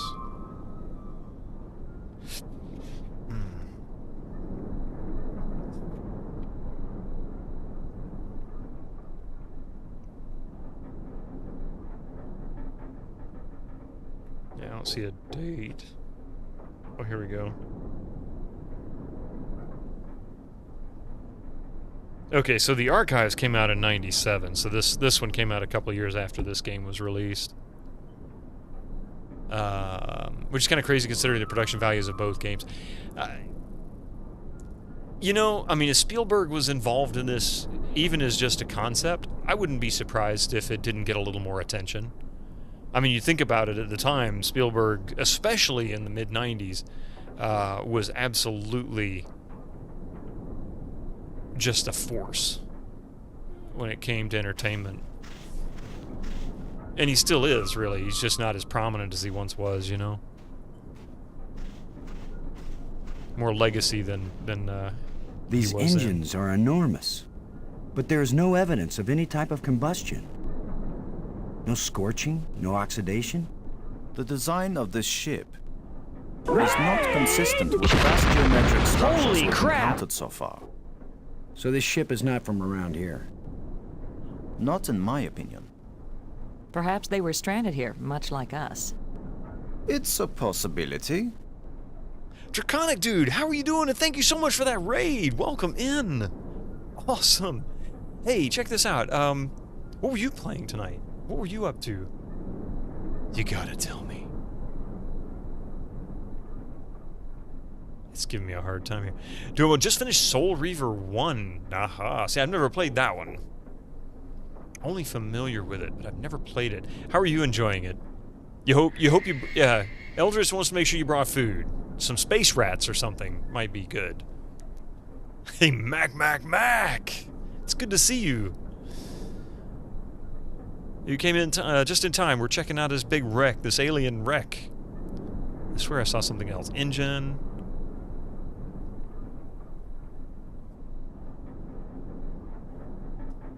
Let's see.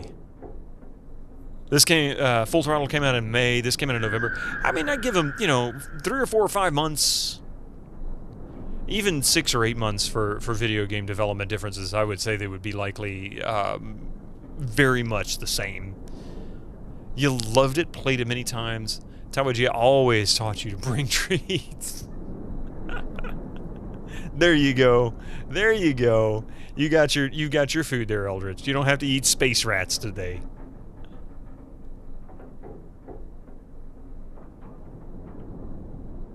Alright, I guess we've got what we can here. For now. We're saved!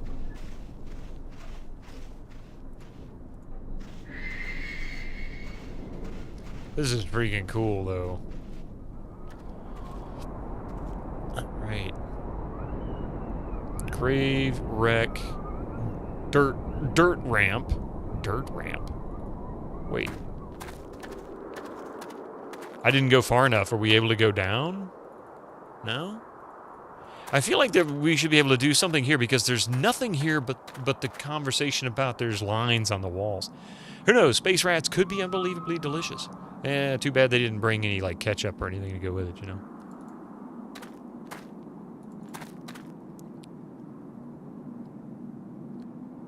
I really feel like I'm missing something here. Okay, can we combine any of this stuff? Thank you so much for your raid, man. It won't accomplish anything. I don't want to bury the engraving.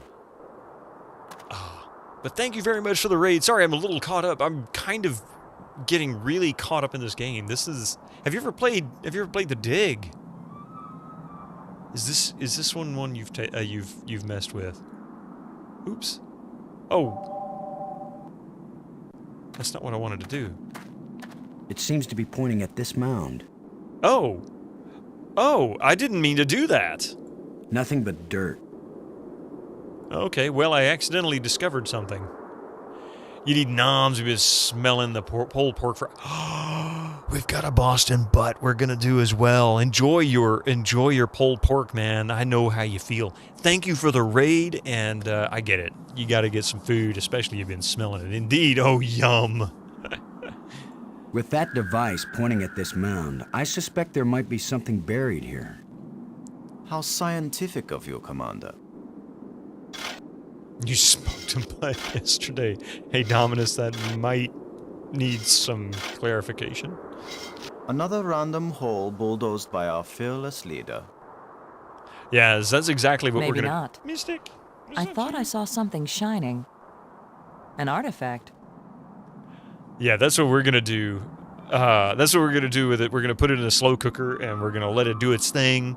And, yeah. A bracelet. It looks like a bracelet. You shovel on Brink. I already know one thing about Brink, so I'll just let it play out. Hey, it's one of those, supposed to set your inner soul, spirit, or whatever bracelet, the copper bracelets that are supposed to attune to your, whatever it does, I don't know. It looks like a bracelet. A future Apple Watch, yeah. I mean, if you want pics, I got one of it going into the smoker and one coming out. On being unwrapped after resting and one after shredding. I mean, I'm sorry, I couldn't help it. Somebody said barbecue. we got Hummiker's attention.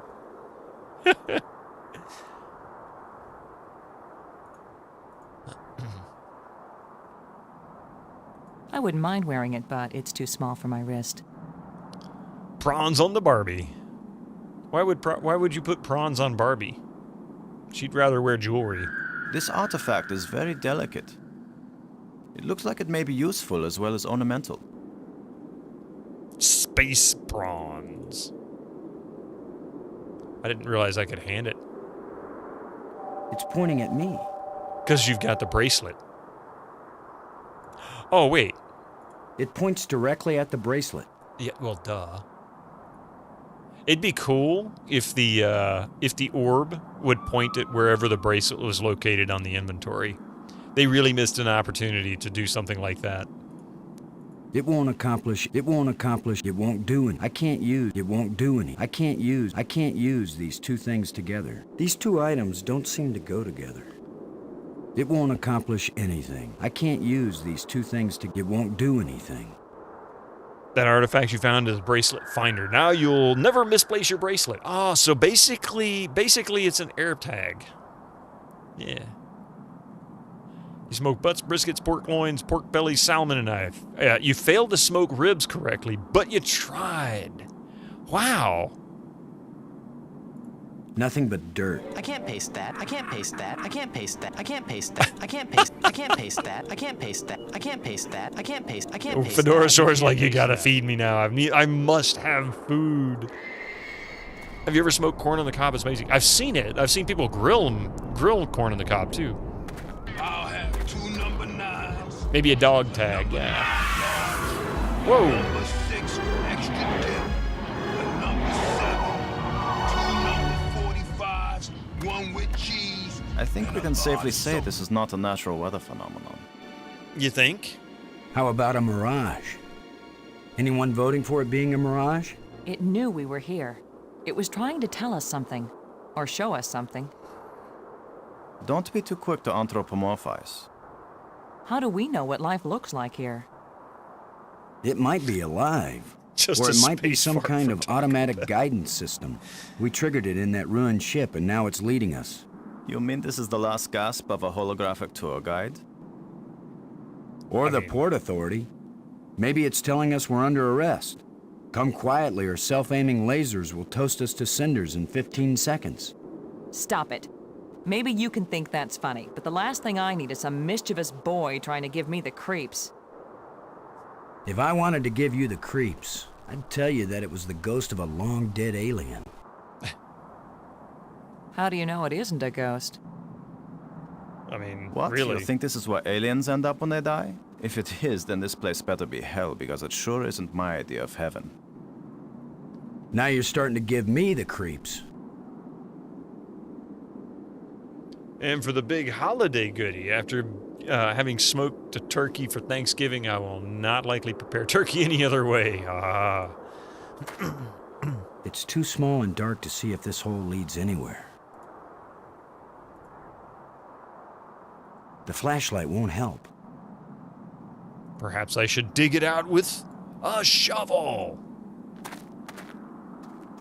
Brink's gonna yell at me again. I'm gonna see if I can enlarge the hole. Maybe there's something under here. Yeah, maybe something lives down in that hole. The utterances of experts. He sure is a jerk, isn't he? Can we just dig a hole out and drop him in it? The ground is soft here. Loose. I think this used to be an opening, and over the years, wind has filled it up with sand and dirt. But there's no let rain. me see.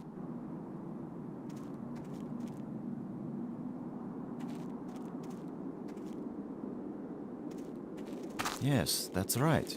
You're probably right. That means the ground is treacherous. It could be hollow under there. Commander, I think it's time for an archaeologist to do the digging. I'm used to dealing with drifted soil. The shovel is yours, Brink. Just be careful. The ground's pretty unstable. My feet kept sinking. My whole training is to be careful. Not to charge in with guns blazing. Finally, a good use for my extensive training. Dominus.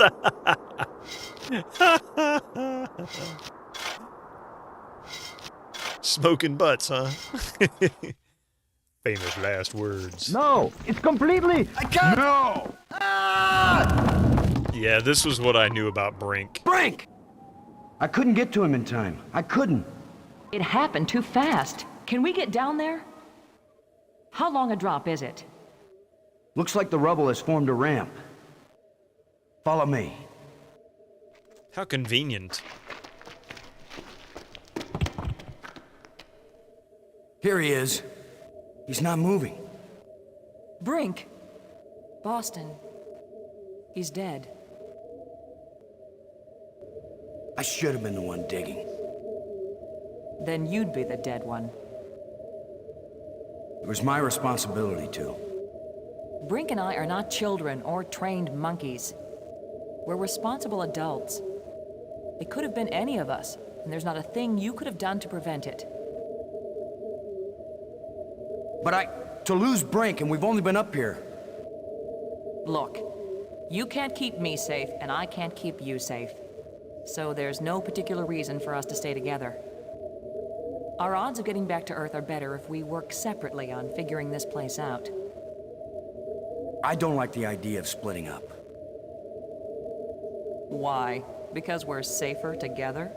Ask Brink about that. Because maybe I won't know what I'm seeing without you to help me understand it. If you find something interesting, the communicators still work.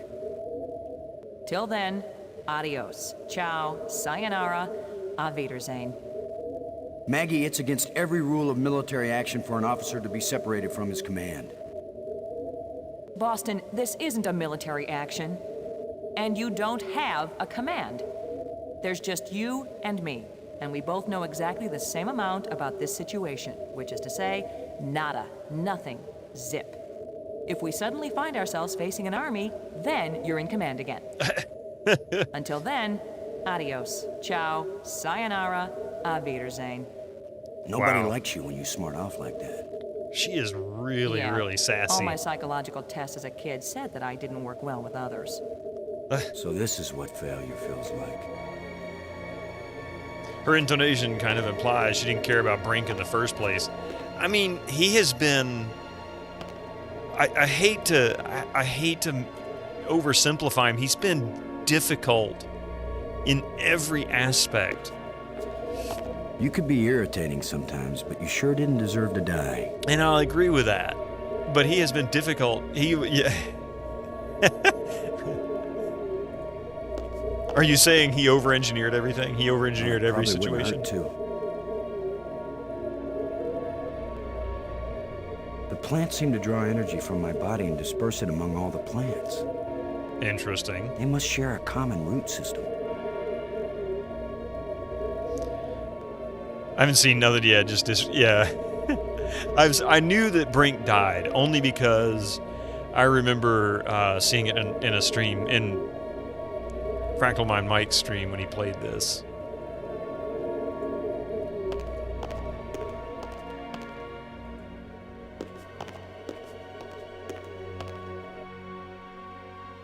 Shallow indentations. Okay, so I'm guessing we need to find something that will fill this.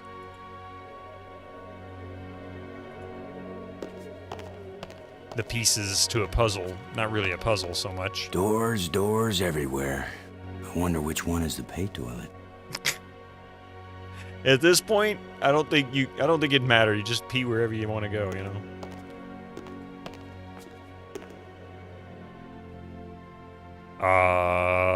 Why does this look like the pylons in Land of the Lost?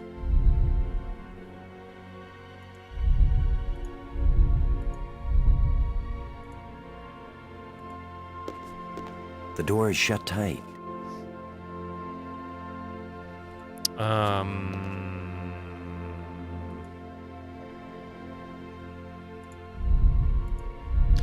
Oh, I see.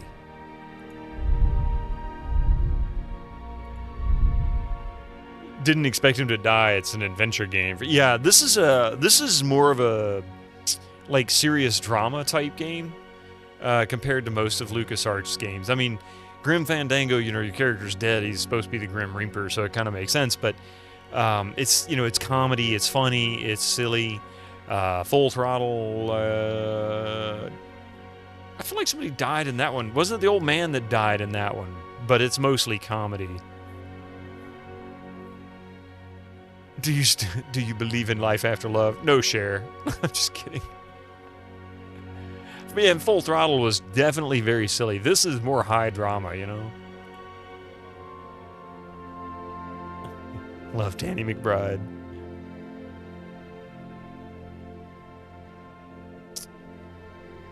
Oh, wait a minute. Hi, Mystic. Yes, I agree with you, Fedorasaur. I like the cinematic nature of this. Mystic, are you gonna appear on camera for people again? You can't lay there, buddy. You can't lay there, because I gotta use the mouse pad, and you're kind of on the mouse pad. Yeah, of course, Guybrush was very silly.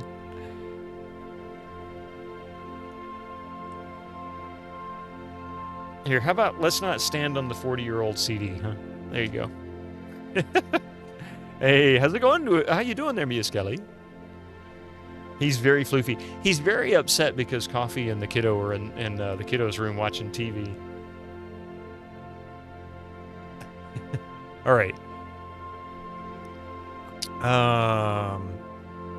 Let's try something.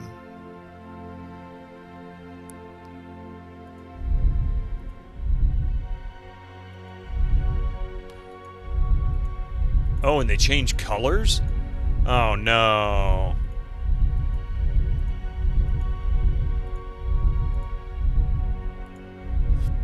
Okay. I don't understand that yet. I don't think I have the knowledge to make sense of that yet. The door shapes... Oh, wait. The door shapes and colors. That points to this one. Maybe... He would have died anyway in Full Throttle. Yeah, you expected kind of Monkey Island style silliness. Yeah, this doesn't have any of that. It seems to be very much more like a movie or a serious book. Always thought this game had a Mystian quality, except it looks way better than Myst ever did. Which is weird, considering Myst is so well known for its hand-painted backgrounds and that kind of thing. You know, that's the whole point. All right, so I got an idea.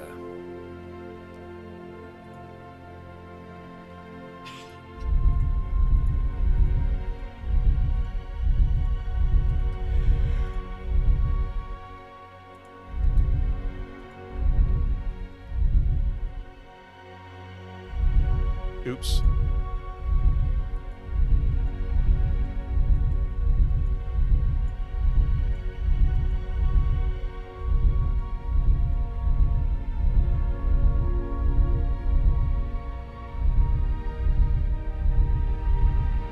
And quite frankly, I thought Myst looked really good too, because its artwork was well known. That's one that I need to play again. I never finished that one. I can't use these two things together, right? Uh-oh.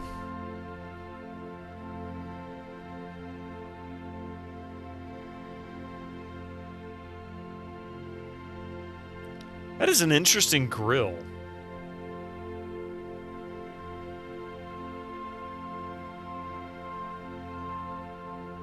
That is a very bizarre grill. That is like a way over-engineered grill. Like, holy crap. 50,625 combination is if it's 5 shapes and 3 colors, you can get it eventually. I'm wondering, this is sort of a red-colored door, and this is sort of a blue-colored door. This shape suggests it's pointing this way, but I don't think I have what I need to really understand it yet. Somebody spent a long time engraving these smooth grooves on the surface of this column. I wish I knew what for. A few hours of brute forcing ought to do it, yeah. I have never played this Another before. one of these engraved sticks. Never played it. What are they? Wands? Batons? Bludgeons? Oh! Maybe some kind of handheld computer game. Yeah, it's... With my luck, it's a hand grenade. You didn't scare... Oh, no, I don't... It's not that you scared me from doing it. It's These seem to serve the same function, but they don't seem to fit together. It's definitely not the right way to do it. I'll be spending all day long, literally, when he runs out of ideas. Eventually. Or I'll go pull up a walkthrough or beg chat for a hint. Oh, wait. Let me try something here. So this is another one of those where... It won't do anything.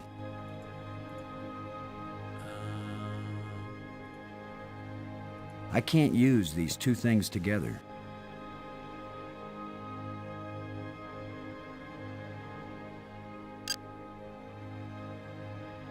Robbins, this is Lowe.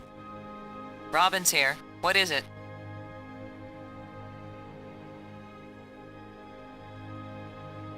This game is godly but very misrated by the ESRB. Why do you say that? That doesn't work. Got any ideas about our friendly ghost? Do you think it was trying to get one of us hurt? How can I know, Boston? But I think it was trying to show us how to get down here. Brink falling and getting killed, that was an accident. Whether the ghost is a sentient being or some kind of holographic guide, it led us into a different part of the complex, didn't it? Yeah, but is that good or bad? It's better than sitting around in the sunlight wishing for a swimming pool. And for those who don't know, it's rated teens, ESRB rating. Yeah, KA, which is today's E for everyone. It has violence and death and other things you can't discuss. Well, it's it now. Is that really E for everyone? Because this doesn't suggest that. I'll show you again. All right, here, hang on a second. I'll put the cam larger. Okay. Oh well, you know I'll refocus the camera in a second. All right, ages kids to adults, right? So yeah, maybe so. Huh. Hang on a second. Let me fix my camera.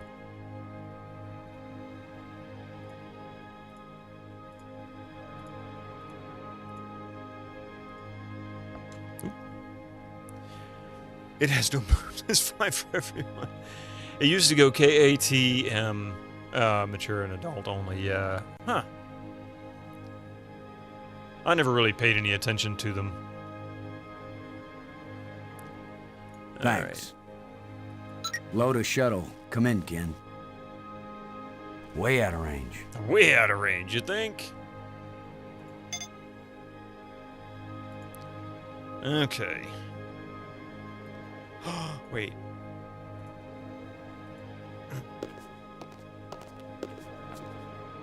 It won't do anything. The greatest evil. You'd think, you know, the way some people treat it, right? Winter Slice. Oh no! How dare they show that? What happened? I saw them. They were glorious. I guess all we can do with Brink is go through his clothes and look for loose You can be irritating chains. sometimes, but you sure didn't deserve to die.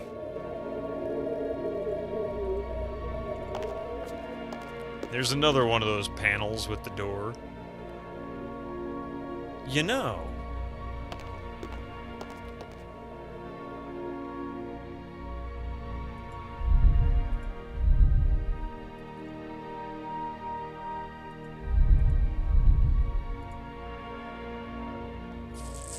I don't know. Not sure how that works yet. A dark tunnel.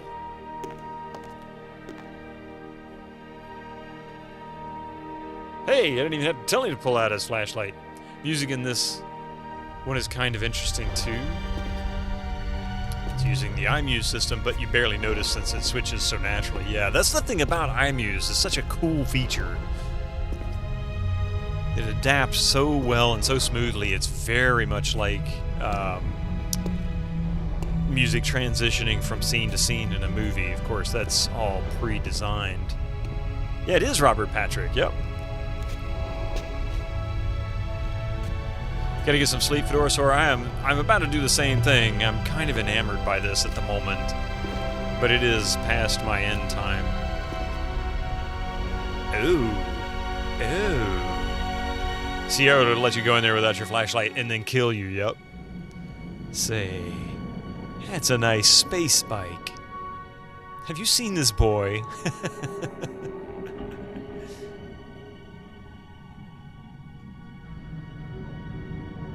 All right, I think this is a good spot to leave this on. I hate to say it, but I do need to get some sleep. I got to get up a little bit early in the morning for that appointment. Let's see. As Echo penned up top, I don't have a stream tomorrow. I had to cancel, but I will be back on Thursday, 7 p.m. Eastern, on GOGcom. I haven't decided what I'm going to play yet, but we'll have it updated in Discord on the schedule there, and it'll also be on the GOGcom schedule. So there's that. This is also available on GOGcom as well. And we'll be back on Friday, Friday at 8 a.m. Eastern with more Might and Magic 6, The Mandate of Heaven. I'll be sure to make all the wrong decisions to play it incredibly incorrect.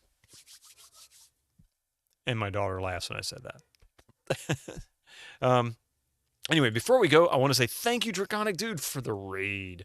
I apologize. It's pretty close to the end of the stream when you came in. It's not anything but just timing, I guess. But it was really awesome that you did. I hope you had fun with Soul Reaver. It's one of those games I need to check out someday.